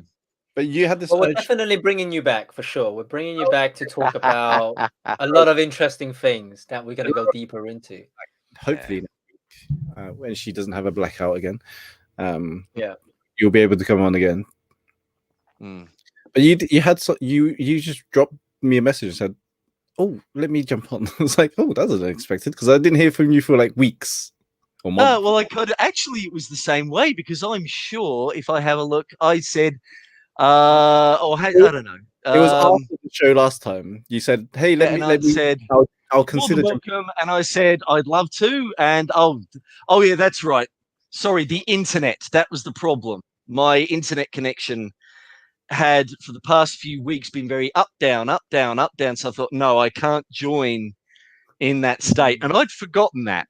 So or at least I'd sort of left it. I thought, hang on, these guys are live again. It looks like it's just the two. What the hell? Let's see if I can pop in and say hello. Oh, Fair enough. brilliant. Well, Welcome back. it's a big difference. You make a big difference to the show for just popping on. So thank you. Yeah. No, made me think it's funny how liking people is actually an exception. Yeah. It's an interesting thing because I've seen the odd meme about how easy in some ways liking people is. It's just like sort of like me listening. Hey, I enjoy this person's company. I'll just do some more. I'll do more stuff with them. So I don't know. Maybe perhaps, especially in this age of social media, and one of the things that always bothers me a little bit about Facebook is how when you make a link with someone, you have to friend them. And part of me has always felt, well, hang on a second. I'm not sure if I would consider this person, they're an acquaintance. I enjoy their company, or maybe they've just, there's someone who I've seen and I'm sort of curious about, might want to connect with. Everyone's kind of like forming these vast friend networks on social media without actually perhaps really going, okay, you guys talk to me about self-examination. I think perhaps sometimes we need to look at ourselves and go, okay, I've got all these people who I'm supposedly friends with. How many of them are acquaintances and how many of them do I genuinely give a shit about? That I actually want to spend more time in their company. Exactly. Yeah. So I think, and I think that kind of goes to your point, Winstono. Or maybe it's just Winston 075. So, yeah, that we, and perhaps it even goes to my thing about what I've been experiencing with crushes. Sometimes there's that wonderful high of meeting someone and getting to know them, and I really think I like them. I want to spend, and then it kind of, you give it a bit more time, it fades, and if you're lucky, when the crush and all the gooey feelings fade away, you've got something solid. But perhaps half to 2/3 of the time, it's like, no, they were nice. They're an acquaintance. Might grab a coffee with them again sometime, but I'm not in any hurry. Just sometimes we, maybe the point of liking people is the exception rather than the rule, simply because we can only know and bond with so many people. There's only so much time that we have in our day, week, year, life. And yeah, I think that's one of the things that really, with Vicky's dying, it kind of brought home. It's like, well, she's gone from your life. Other people are going to go from your life. I mean, a few weeks ago, I went to see my general practitioner, my regular local clinic doctor, for my regular skin check, because this is Australia. We have to have skin checks out here just to see if there aren't any, is carcinoma the right word? I'm not sure, but basically, yeah, any tumors growing on your dermis. And he told me in the post skin check general checkup that he was going to be retiring in a little over a month. And I just, good on you, great, fantastic, no worries. And I got out and I sat in my car, and this guy had not only been my GP since I moved up here, but he had been Vicky's. Vicky used to work at the main hospital in town on emergency front desk reception and then in medical records. And she was there when he started, pretty sure as a junior doctor. So all of a sudden, there was this another chunk of our shared life that was walking out of mine. Another anchor to my past and to her that wouldn't be there anymore. And I guess that's another thing with the lockdown. All of a sudden, and I sat in my car and I cried. So I guess in a year of change, to kind of go back to that question about what the lockdown has meant, I think in that time when all of a sudden we've had so many people walk out of our lives due to necessity, and in some ways it's been a relief, I think it's also highlighted the connections that we've had with the people who now can only be in our lives via a video chat or a phone call or a text. The people who were falling in love with each other, who now, I remember there was a bit of a furor in a certain, I wasn't sure if it was in Queensland or whatever, where someone said, look, we don't care that you've got a relationship. If you're not living in the same household, there's a community transmission risk. You can't see each other. And there was a big, how dare you, rah, rah, rah. And I remember there was a bit of a back, sorry, we didn't mean it quite like that. I suppose, if you, you can continue your conjugal visits or what have you. But so yeah, but it's that thing where we've had these connections severed or lessened, and that's kind of made us realize what is important in our lives. And I think there have been times, I'm sure, where I would have sit by passively, and let at a social gathering, where I wasn't having a good time, where now I like, okay, life's too short, I'm out, thank you very much for having me, it's been great, I'm going to go. And also learning that no is a complete sentence, that you don't have to explain yourself to anybody. Only the people who perhaps you value and you want to make sure they understand the reasons for you doing what you're doing. Yeah. Yeah, no, But thank you for sharing. Thank you for sharing, Rob. Yeah, you're absolutely right. It's again, it just confirms. It kind of like the lockdown and all of that kind of just confirms who's important in your life, really, and who do you want to spend majority of the time with. And the true friends and families are always going to be the one that's there for you, and they're the one that shows up. It's I have a thought, and I'm testing around with this, and just try it out for next time. How about Kirsty and Rob to come back next time together? Together, 5 people. Well, actually, I don't need to be involved. Girlfriend. We'll do 5. Let's try it out. 5. Okay. Let's try it out. I'll have my popcorn ready. Don't worry. I think I'll sit back and have popcorn as well.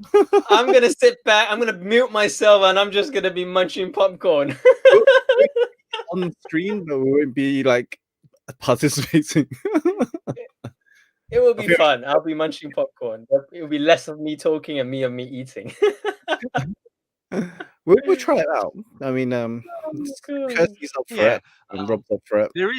There is a Dr. Strange in the thread who says he I assume he could be a she. They have a question. What is they have not said what it was. Please go ahead with the question, Dr. Strange, if you have one. Yeah. Kirsty gonna need to get the rose. Ooh.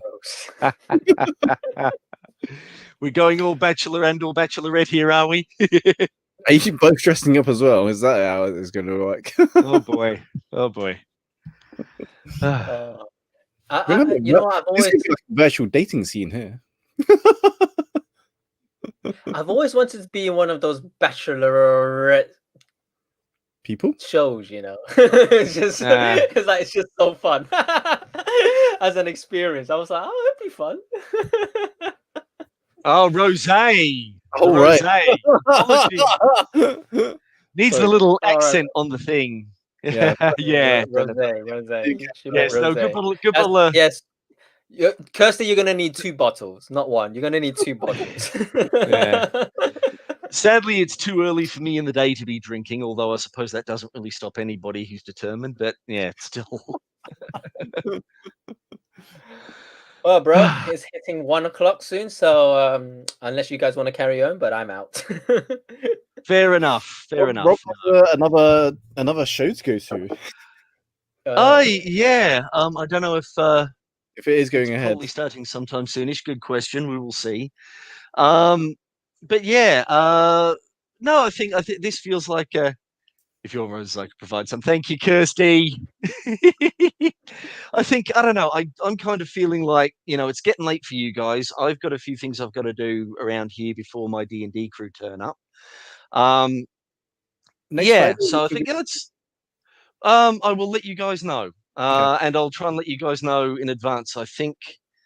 I'm just trying to think if I got anything. because if you Yeah. can, then I also need to bribe Kirsty not to stream on the same night.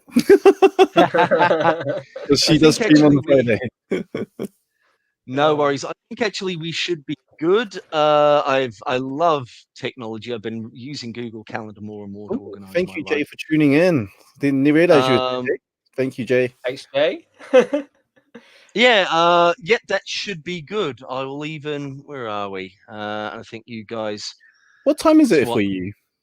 it's right at the moment. It's coming up 11 o'clock in the morning. So probably, if you guys start at a regular time, then yeah, 9:30 Saturday. p.m. Yeah, which would be around about 7:30 a.m. for me, which I can still do. So, Or even if you came on at 8, that's fine. okay. All right, I've got that in my calendar, so I've got that a reminder that that's there. All right, guys, no worries. Well, in that case, yeah, now seems like a time to wrap it up, and I'll get a move on, do some bits and pieces.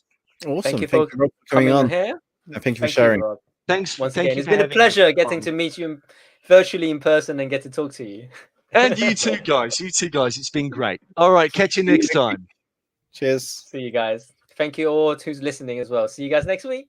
Yep. See ya. Thank you for next tuning in. Wednesday nights. Do I have a mindset coach? I think coming on for Wednesday nights for anyone coming on. So the late chat show Wednesday evening, 9:30 p.m. So Nice. thank you all. Have a lovely weekend. Thank you all for tuning in and supporting us. We'll see you all next week. See you next time. Bye.